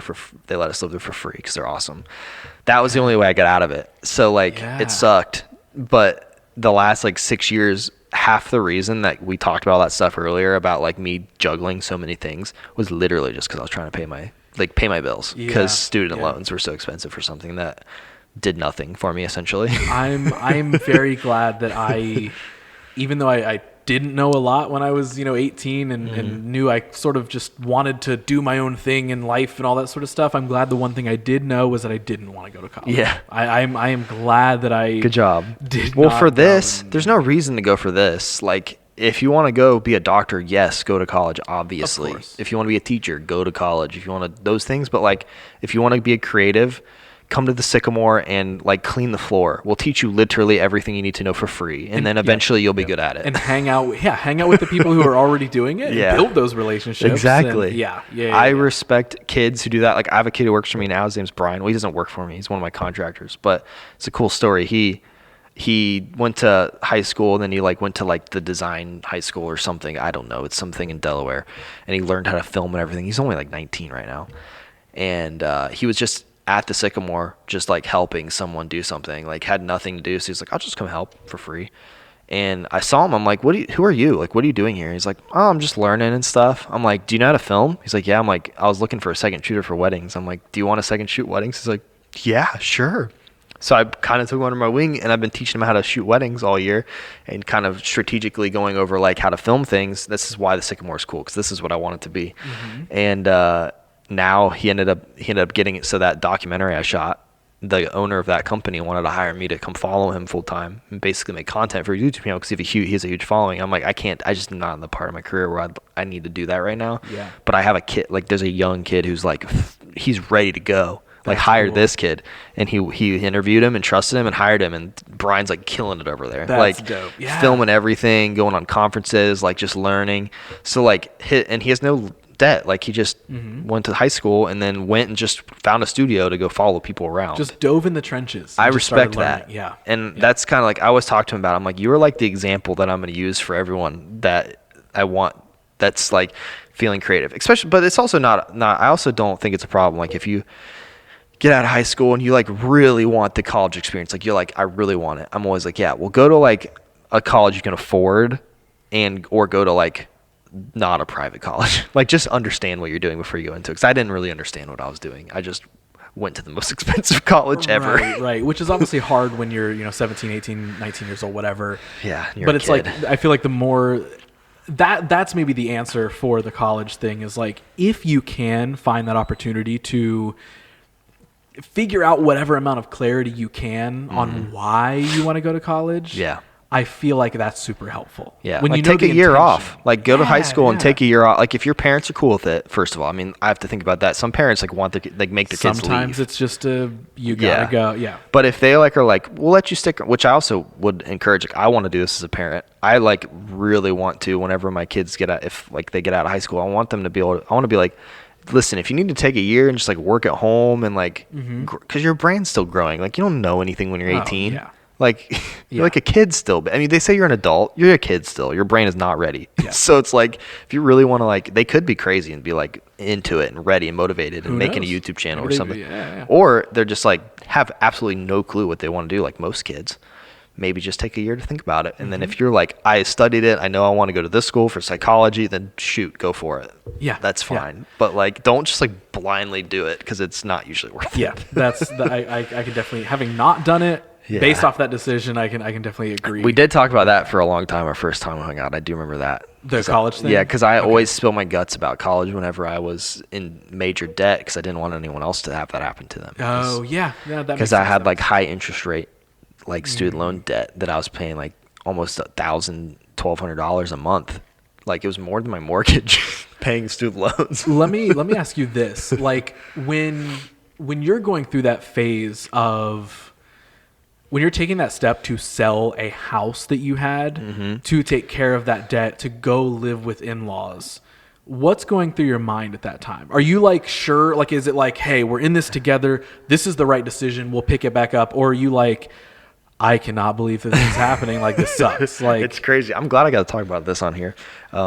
So basically, one of the pastors I work with, and this was Allie's idea first. First, I have a great wife, and she's crazy enough to do this with me. She was like, what if we just like sold our house and used all that money to pay it off? And I'm like, of course, instantly, like, that's not possible. And I used to be too scared to do something like that, because it's like, I really liked our house and I didn't want to move. And then COVID's like halfway. We're in the middle of a pandemic. Everyone's properties are like going, and we got our house for a really good deal. I mean, it was like $119 or something when we bought it, or $120 or something like that, which is for the house we lived in, really cheap in Grove City. And we did some updates to it, like new floor and stuff.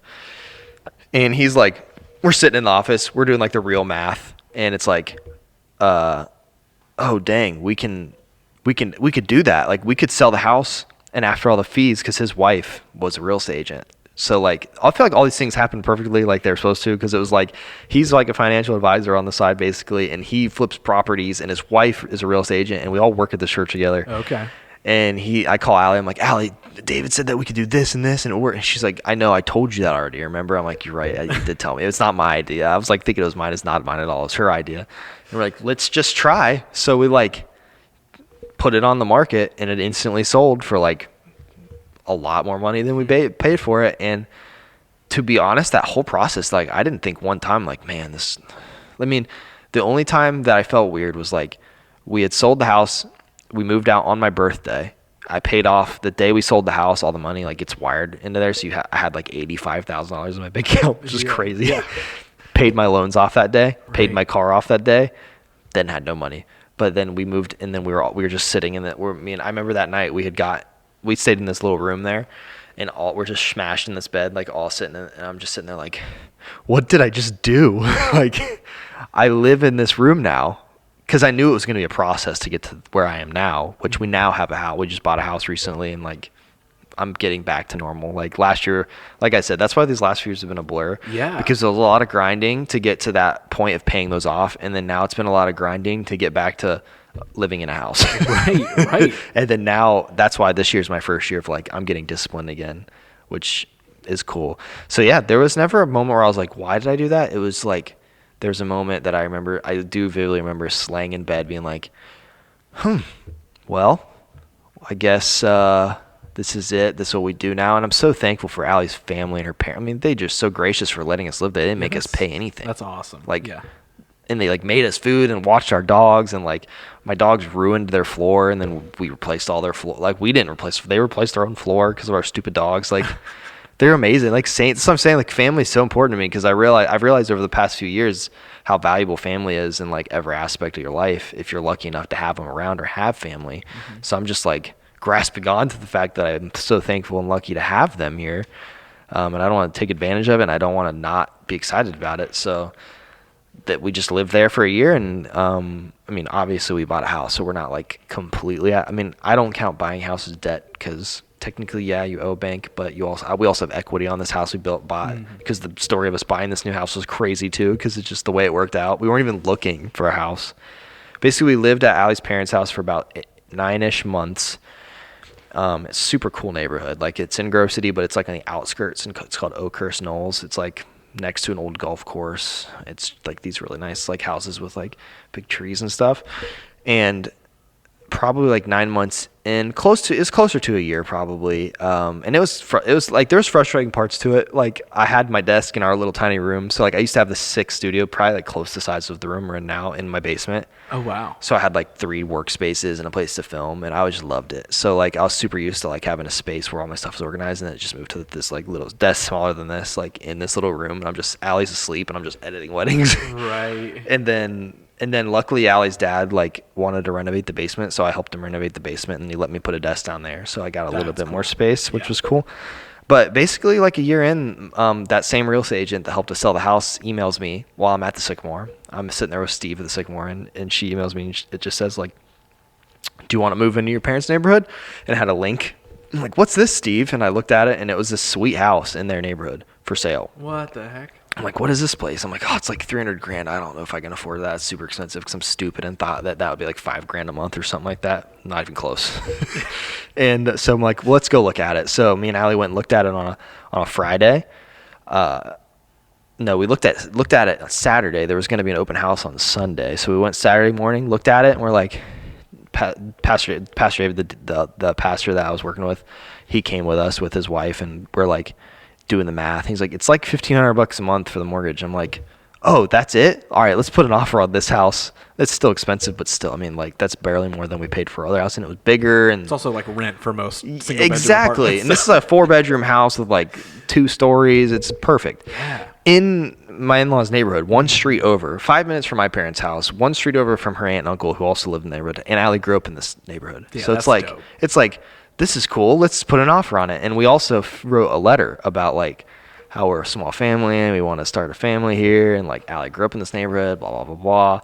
The next day, Jara, who was the real estate agent, she comes into church because it was Sunday, and she's like, I've got news for you. They finally hit me up, and she like pulled out, because we had just told her we sold everything we had. Also, when we sold the house, like we sold all of our furniture, we sold everything. We just had a storage unit with like some stuff in it.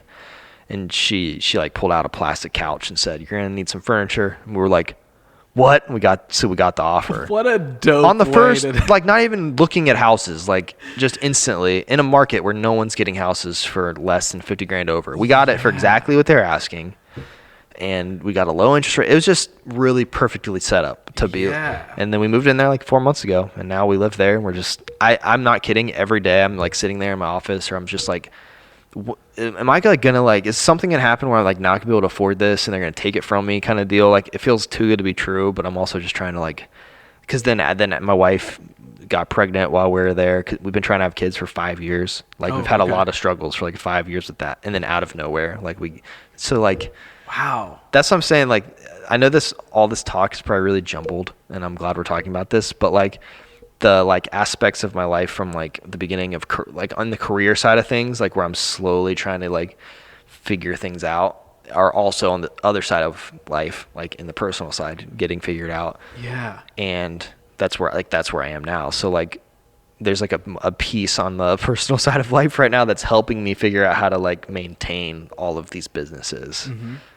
But also like those businesses help me pay for my personal life, obviously. Right. Yeah. They become mutual to one another, even though they can be separate entities. Exactly. I got a new accountant last year, which was like the best thing I ever did in my life.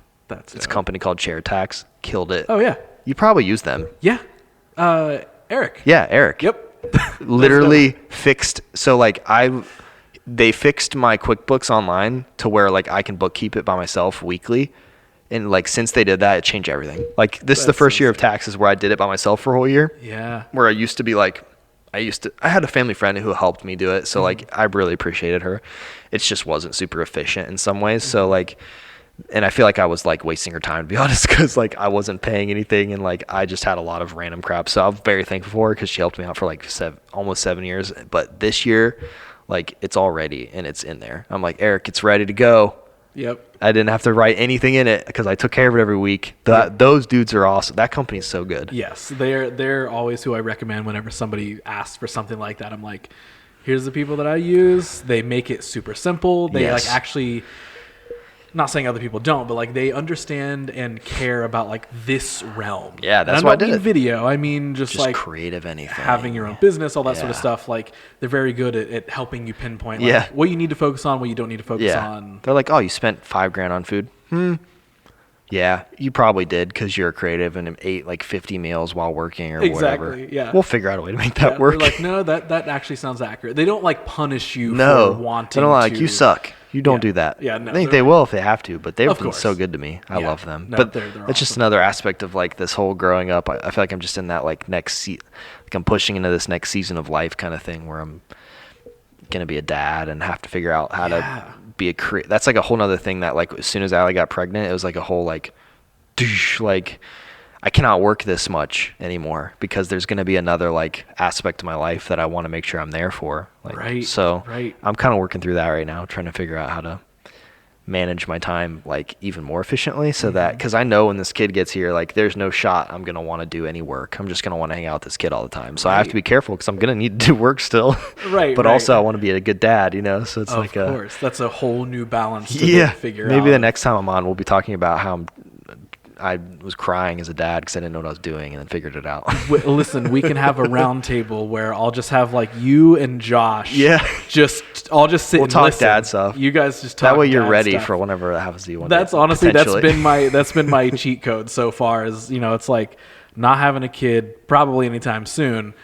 At least that's not the plan. Yeah. And, but I'm watching all of my friends, you know, as we all get older, they're all doing these adult things. And I'm like, all right, cool. I'm just like waiting a little longer. Just be a sponge. I'm just going to be a sponge and absorb like, oh, this is a problem that popped up for you. Okay, cool. Now I've learned from write it in your notebook. Yeah, I'm like, notes for future Ross dad guy. Like, this is the thing. Like, so before we like push into wrapping up, one thing I do want to uncover is, you know, we've talked so much about, you know, now as we've kind of almost brought the story full circle of like now you're figuring out this work-life balance. You've got the new addition of, you know, a kid coming in and all that sort of stuff, but you're feeling a lot more probably clear than maybe what you have in past years and all that sort of stuff, but still liking to pursue all these different things or at least give them a shot and try them. Where did that come from? Like, and I know I'm asking you to now, like, we've just told a story and I'm now being like, dig back even further. But like, what was it just always like growing up? Because I know you said like soccer was a huge thing and that was like the goal. But like, were you always interested in like, I want to do a million things? Or was it just when you got into the video world, you were like, wait, I want to create a million different things? Yeah. Like, I was thinking about, it's funny you asked that. I was thinking about this the other day. It's really, it really does stem back when I was a kid. Like, I never really had like best friends. Like, I didn't have groups of friends that I was friends with everyone. Like, it was like, I never had like really close relationships with anybody. It was like, I have friends with these guys kind of, friends with these guys kind of, friends with these guys kind of, friends with these girls kind of. And it never was like, I don't know if that is or a direct correlation of like, I was never really good at math. I was never really good at English. I was always artistic. I was really good at drawing. I was really good at, but I always wanted to do like everything. So I would always be like, I'm a skater and I'm a biker and I'm a rollerblader and I play soccer and I got all kinds of friends and I love playing video games. So like I always had like a million things and I always wanted to be the best at all of them because I'm not like naturally smart. Like I'm not like super like book smart. So I have to work a little extra hard to like be the best at something. So I always wanted to be like, I want to be, because I could never do that. I still, even if I worked hard, I still wouldn't be better at people at taking tests, for instance.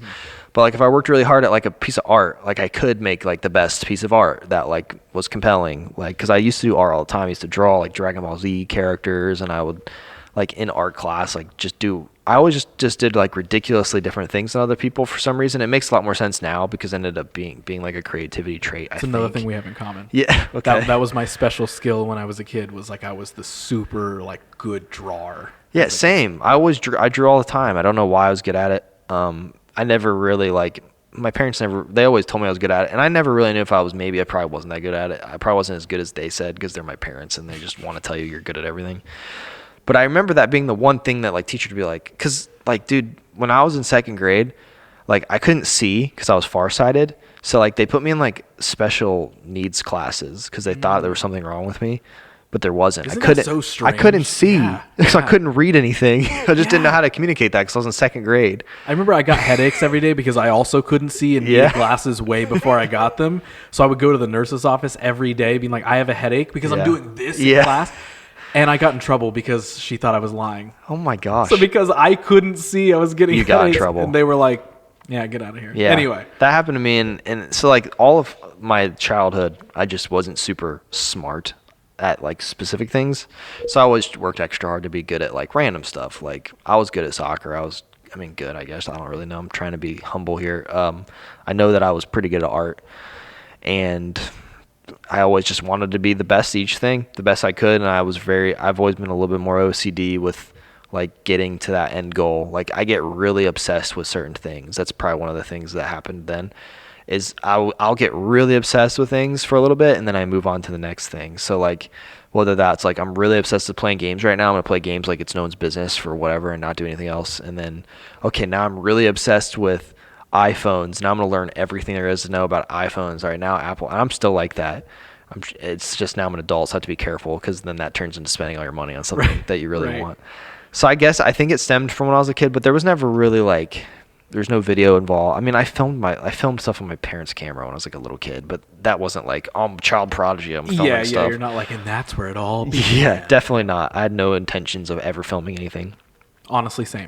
Yeah, like ever. Never until I got caught cheating. Literally, that was the first time that I ever thought about filming anything, was when I was in a class that I was forced to take. So, which is so crazy. I'm not proud of cheating. Like I don't condone doing that, but I know like a lot. I mean, that's part of the problem. I like cheated a bunch in high school on like stuff because I wasn't smart. Like it was the only way I could figure stuff out. Like my friends would help me get answers. I mean, and everyone else was doing it. And I hate to say that because it's not like the best way, and it's not honest. I don't cheat on things now, but like, well, yeah, as an adult, yeah. In high school, that was like a thing because I also got caught copying someone's math homework because I was really bad at math. I was so bad at math. I got caught copying someone's homework in math. This podcast is going to be like, it's going to be called Luke's a Cheater.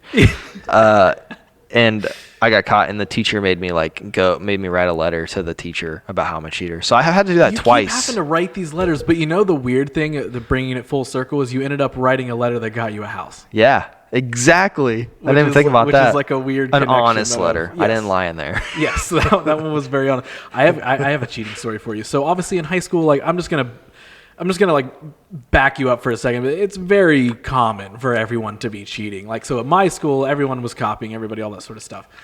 There are definitely classes that I would not have gotten through if it weren't for certain friends of mine or students that for some reason were just like, yeah, sure, copy my homework. I don't care. Like literally I would go into class and just very casually, like I wasn't shitty about it, like, yo, let me see your, like I was just like, can someone help me? And someone's like, oh yeah, you're stupid as fuck. Here you go ahead and copy it. I'm like, oh, thank you. But my favorite, this is a terrible thing to have, but a favorite actual cheating memory from high school is there was, to make a long story short, I was working as a teacher's aide or whatever with another friend of mine. We were down in the office, and another teacher's aide from our social studies class, history class, was down for some reason making copies of upcoming quizzes, and we'd have like I think it was like a weekly quiz or something to like, you know, learn, yeah, what did you learn this week, whatever.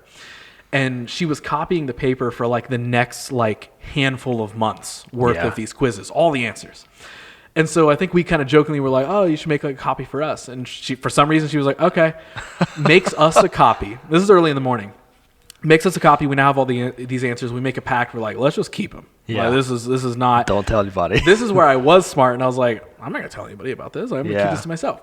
Literally by lunch that day, he had shared it with all of these people. Oh, no. So everyone else had went and started making copies of this. Oh, no. So literally almost our entire class grade had all the answers for these history tests.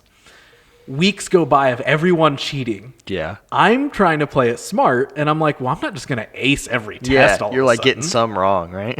You mess some up. You get like a D here. You get an A here, a B here, you know, whatever. Doing those sort of things so everyone's cheating. Get to the end of the story is everyone gets caught. Teacher finds out that the entire grade has been cheating, all this sort of stuff. And so we get told, like, we're the afternoon class. We had the morning class was like, hey, she's pissed. Mm-hmm. We're all getting in trouble. Everyone's like failing for the semester if she knows you were cheating. Yeah. So everyone's like, all right, we got to gear up for this. We go in. So she's like, you know what's going to happen. You know what we're talking about. So I need to talk to the following people out in the hallway. Names so many people in the class, except for like the people who clearly did not cheat. Yeah. Like the good students. The smart kids. And doesn't say my name. Oh, heck yeah. It worked. So I'm like, oh, okay. And I remember one of my best friends at the time, as they're walking out in the hallway, he goes, what about Ross? Like, he started all this. He said it? Literally outed me, which is hilarious, honestly. Outed me, and my teacher, and I don't know if I feel bad about this or if it's hilarious. She looks at him and looks at me, and she goes, Ross wouldn't do that. So then they all went out and got in trouble or whatever, and I, being literally one of the first pieces that started all this cheating, got away with it. That's amazing. But that was how I was smart. I wasn't book smart to pass the test. I was street smart to pretend I was passing the test. Like, that's amazing. So I've got a fun. That makes me feel good. Because I know it happened to everyone. Just I never have any friends that ever admit that they were doing it. Even my senior year in college in astronomy, it's a class that one of the hardest classes that. Why are we taking that in college as communication majors? Don't know. Literally that we're paying for? Don't know. It's the stupidest thing ever. Not sure what that did for me. Wild. Every person in that class, someone found all the answers to one of the tests because the dude never changes tests. That's funny. And we all memorized like A, B, D, C, D, E. That's great. And everyone in the class, like legitimately, I remember us getting it to see if like because you have to know some of the answers were right. And I remember everyone looking at each other like smiling because the questions were exactly what we all had, because I studied still just in case. Right, yeah. But like I also was like, if everybody else is gonna know what like all of them are, like there wasn't a smart kid in the class. It was like every senior was cheating, every single person. Like if we got caught, we would all just be like, we all did it and we paid for this. So what are you gonna do? Right. That's funny. That's hilarious. Yeah. But anyways, I think cheating in school is a very normal thing. It's normal. Because, and this is a whole talk for a whole other podcast, but because a lot of school is just, can you remember this? It's not so much about, did you learn something? A lot of it I do think is structured way more off of just like, how good are you remembering?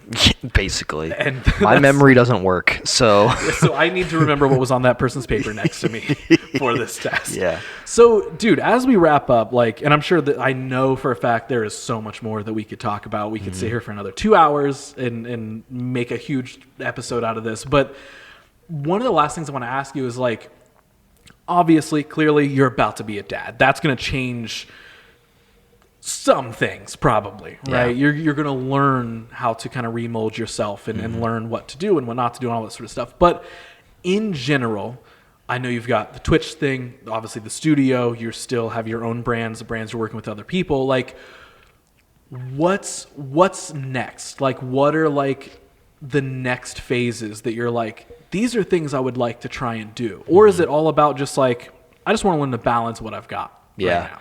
It's a good question. Truthfully, I don't know. If I'm being honest, it's kind of the balance. Like, if I can balance, the biggest venture now is I want to see what rooted content in the Sycamore can be. Like, I'd love to see what that can morph into, because it'd be really cool to eventually, I'd like to eventually just have my weddings be just like a premiere thing where it's like we do 10, maybe 5 to 10 a year, because I do like doing them, but maybe just like 5 or 10 a year at a really, really high rate, have that be side money. And then, because I don't want to film like now that this kid's coming in the world, like I don't want to spend 26 weekends away from them. Right. You know, like that's stupid. Like, I don't want to do that. I know a lot of my friends do that and they're fine with it. I just don't want to. Mm-hmm. Like, that's when they play sports. That's when they have events. That's when they're off school. You know, I want to be able to hang out with them and not be at a wedding all day on Saturday or all day on Friday or all day on Sunday. Mm-hmm. So, and to my future clients, I'm sorry, but they're going to be more important than you. You know what I mean? Of course. But the aspect of whatever the Sycamore and Rooted can be, I mean, I would love to see what Bearded Luke, that brand, could be eventually. Like, I don't think that I could ever make, I'd really like to be able to stream like a little, like I'm streaming now and do my YouTube. So like basically the Bearded Luke is like YouTube stuff and stream. On stream, it's video games. On YouTube, it's, you know, like tech reviews slash gaming stuff. And like, I'm sponsored by Steelcase, which is like a really big like chair company. I don't know why they're sponsoring me. They're really cool. Yeah, they you recently shot some stuff for that, yeah, right? In they the like studio, they send me free stuff, and it's my favorite stuff that I was already buying before. So I don't know how I managed to do that. And I also have like a drink company that I'm connected to. But that happened off of like just doing streams. I've never gotten partnerships or like sponsorships from my businesses, which is kind of funny. So it's like, I'd love to see if I could make like not a bunch of money, but like a nice little like add-on of money to like, mm-hmm. I don't want to do it full time because I feel like my wife would resent me if I played video games for a living. I don't think she would, but it would. Can you imagine, like, I'm just upstairs, like, streaming on Twitch? I mean, unless I had, like, 4,000 viewers a day and was actually, like, which influential. Would be dope. It'd be different because it'd be, like, you'll like the $100,000 a month that's coming in or whatever in subs. Oh, yeah. But I don't envision that happening for me specifically. I'm not interesting enough. But I'd love to just keep doing that and seeing where that goes. Like, if that could just be another fun. So I just want that to be a fun, like, hobby that I do, that if it brings in some extra money, that's cool. But exactly. I've met a lot of cool people, and there's like a cool community, like just a cool community of people I've met on the internet from that side of things. So I'd love to keep the streaming thing going and YouTube, see if I can go. I've always really, I guess this is the thing. The next thing I want to try is I've always wanted to see if I could get a following on YouTube, like just like grow some sort of following. I've started a few YouTube channels. The most I have like 2,000 subs on my business one, but that's just because I'd clickbait the crap out of all my videos. Okay, yeah. So like people that are looking for wedding videos, it's easy whenever you do that, and we have like 300 videos on there. But I'd love to like make a channel where I'm making videos I'm really passionate about that are just for fun on the side, which is why right now that I'm in Project Zero, I can actually have a list of like 15 videos I'd like to make right now. Yeah. And I'd love to see if I could do that and maybe build like some sort of film fun like community on the side. That it's just, you know, it's cool when people value the videos you make. Mm-hmm. And I know that people value them that I make them for, that pay me because they are paying me for a video. But like that documentary we shot, it was a 4-part series, and they posted on their channel because they have a big channel, and those videos were getting like 30, 40, 50,000 views. That's cool. And like, it's not all about views. Views don't actually really mean, it's just like a thing. It just would be cool to like put my work out there. And I don't want it to be something that just makes me money. I want to put some work on a YouTube channel and grow a following that's going to help people, whether that's educationally or entertaining or spiritually in some way. I don't know, depending on what I'm talking about. So I'd like to make some sort of connection with people. That's probably like the next thing outside of juggling. So like, I don't have any big plans for like new businesses. I just want to kind of juggle what I have, see if we can make Rooted we want Rooted content to be like a top Columbus and a top like production company in Columbus. Mm-hmm. I mean, it'd be sick to make a bunch of money doing that. Obviously, everybody wants to do that. But on the like fun side of things, and I guess that's probably what I want Bearded Luke to be, because I'd like to grow a following there just to see what it would be like. Yeah. I don't want to become famous or anything, because that doesn't probably add any fun. But it'd be cool to see people value like something that I'm just doing for fun. Yeah. That's probably my next big thing. But I love that. we'll see. I don't know. It just depends if I have time, and once this kid comes here, if I even care about doing that anymore. Who knows? Yeah, your concerns and cares could totally be like. Maybe I'll wait till they're older, and we'll make videos with them together on YouTube, yeah. like unboxings or something. Oh yeah, apparently that's gigantic. Yeah. Which is insane. This one kid made like $200 million last year doing that. So. Yeah, that is crazy to me. Yeah, Crazy. and so like I want to live in that realm, and then I don't know. Like I was into Pokemon cards last year, but it was too expensive. Or else I would keep doing that. I was buying them and opening them on stream. And I remember you sharing. I was doing a bunch of YouTube videos. It's super fun. It's just too expensive to keep up with. You have to buy the cards. Exactly. So, yeah. Which is a very fair. Yeah, you got to invest. Especially last year, it was a tough market to buy them in, so you're buying them more than they're worth. So. Okay. I mean, I filmed that doc for. There's a ton of the sports card world. Like insane how much money's in that. Yeah. But I'm good. You got to invest way too much to get like anywhere there. So. Right. And see, that even goes back to like what we were talking about earlier. That was a thing that you had fun with. You were caring about it. I'm not saying you'll never dip your toes in again. Yeah. But you tried it, you did it, and you quickly realized like, oh, this is the energy, this is the effort, this is the time or money that this takes. I'm okay. I'm good. That was fun. I buy like there's ETBs, they're elite trainer boxes. If I see them at Target or wherever, I buy them, and I have a giant box with I probably have like a ton. I don't know what the actual number. It's in the thousands worth of sealed product at home. That's crazy. That I'm gonna hold on to until they go out of once they go out of print. Value starts stacking. It's like my only physical item that I have right now that I'm just going to hold on to and see what happens in like 20 years. Because I saw what happened last year after people that did that for 20 years. See, what you should probably do is just take a photo of each card, and then there'll be NFTs later, then they'll be worth even more. So the physical thing isn't even going to matter. That's true. But if you just take a picture of it, then you can check out this NFT picture of a card. Of a card that I did not make, but I bought it. So I kind of own it. Then you can send me a photo. You can send me the photo that you took. I'll screenshot it, and I can make my own NFT based off of that. Are you into NFTs right now? I don't understand them. Me neither. I feel like an old person. I don't understand them. Here's literally my stance on it. I hate how hype it's become. I hate the people who are like, if you're not NFT, you're falling behind, blah, blah, blah. Like, there is a part of me that's like, these are pretty scammy. I'm seeing a lot of people be ripped off. Yeah. Seeing a lot of really stupid stuff happen with them. But I'm also open to understanding them. Yeah. And I'm open to learning more about them. And I have certain art pieces and stuff that I've made that are literally just like digital art stuff that I'd be like, you know what? If I could figure out how to do it, I would be willing to try and sell my own NFTs. Yeah. But I'm not jumping on the hype train of just like, yes, you got to do this, bro. Because like there's so much of it that like just doesn't seem like it's like, hey, a new form of art. It's just, hey, here's some more business scams. And I'm just like, you're losing me here. But again, half of it's because I just don't understand it. So I'm being the cranky old person. Yeah. But the other half is like, I'm open to it if I can genuinely learn it, and I'll try it. Totally open. So I'm very just middle ground where I'm like kind of stupid, also intriguing, whatever happens. Like, I don't care. Like, I don't really have any plans to go live in a VR metaverse at some point. So me neither. I'm good. Yeah. If I'm old and lame for that, I'm not. I guess I'm old and lame. I will probably because I don't want to do that. I'll be old at some point, and if I don't want to live in the VR universe where I'm in this body and we're doing this again, like I already experienced. Can you imagine? Eventually, people have headsets. They'll have these on, dude, and they'll be like in a stadium doing this. I'm like pretty positive that's possible. Like I'm like I don't know if you're familiar with like Ready Player One. Yeah, it'd be like that. I feel like that's like. That takes place in Columbus. It does, which is wild to me, which is the fastest growing country, or not country, state ever. Dude, I was like researching Ethereum the other. I'm like, what is? I feel so dumb because everyone on Twitter. I'm on Twitter a lot, and everyone's talking about it, and they got their little pictures, and I don't understand how graphs. I don't know how it turned from like a non-fungible token, like a digital item that's supposed to be this thing, to like profile pictures that you buy. I don't understand. Yeah, like people have got the monkey photos. There's stuff. There's like the monkeys. There's now cats. There's dogs. That's what I don't understand. I'm like, also, why is that cool? I don't know. I don't think it's cool at all. Just post your own picture on there. I don't want to see some random donkey. Don't understand. Like somebody is probably listening to this and like, you idiots. Like, they're gonna be like, yes, idiots. We just told tons of stories about cheating on tests in high school. Like, we're dumb. We are. Okay? Yeah.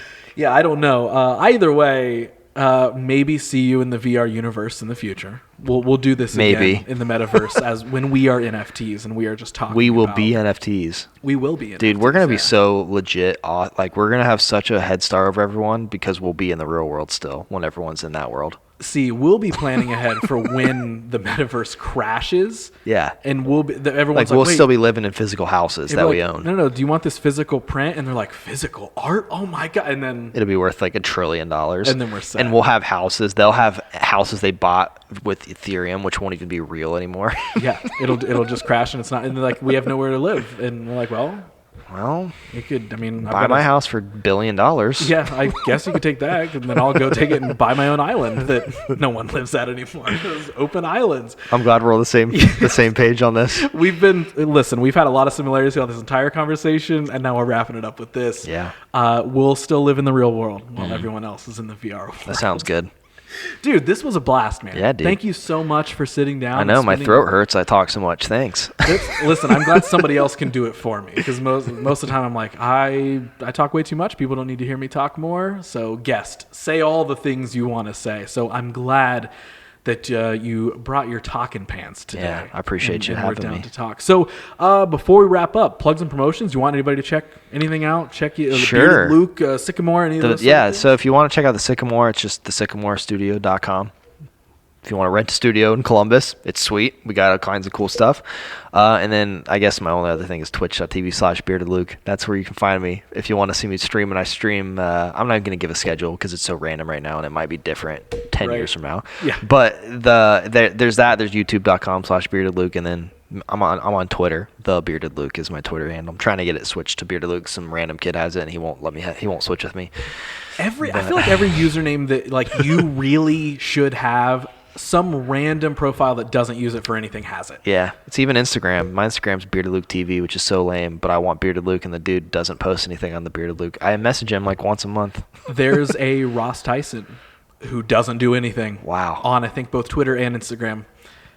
And I can't have it. Not fair. So whatever. Somebody's out there has the names, but those are my spots. That's where I live in the internet. So if you want to come hang out, it's mainly video game related stuff on the internet for me, but sometimes film stuff on Instagram if you're lucky. That's where you currently live on the internet, where everyone will soon live on the internet, where we're still hanging out in the real world. Yeah. Also we need to get in. I still want to do work at Sycamore. Yeah. I still need to make that happen. We would love that. We would love that. Dude, this was an awesome conversation, man. Mm-hmm. Thank you so flipping much for sitting down with me for this long and sharing all the school cheating stories and all the dreams and goals and everything else. See who I really am. Just a cheater. Just a filthy cheater who doesn't even understand NFTs. Yeah, but I don't have student loans, so I'm not too smart. I cheated the system on that one. Cheated the system. made it work somehow. Dude, thank you so much. Yeah, dude, thank you. We did it.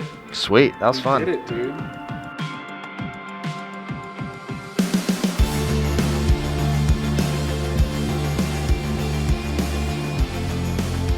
Okay, thanks again to Luke for being on the show. This was such a fun chat. So again, be sure to check out all of his work. We just talked about all of it, but a quick reminder, if you're a photographer, a videographer, a podcaster, or really any creative of any sort of kind, make a little trip over and check out the Sycamore Studio. It is seriously such a cool place.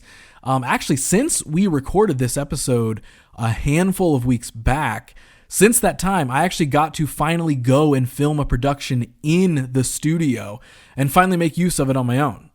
It was honestly a blast. It could not have went any smoother. So shouts to those guys.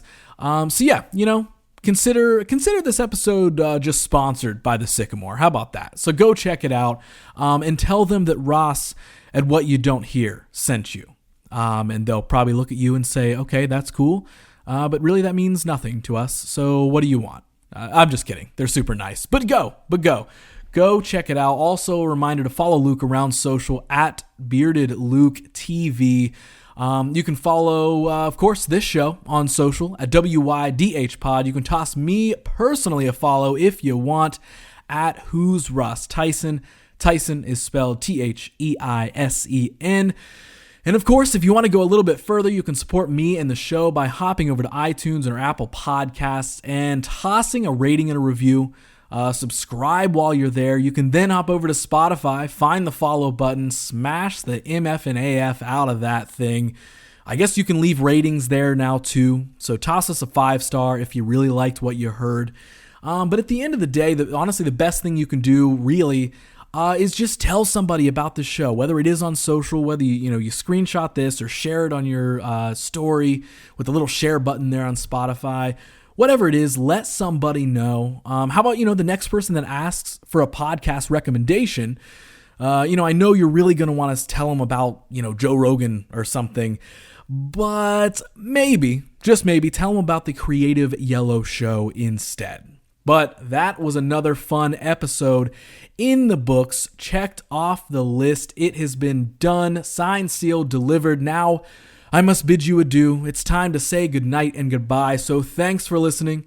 Thanks for looking. And as always, I'll be back next episode with a brand new guest that you may or may not know of, sharing their story that you for sure never heard.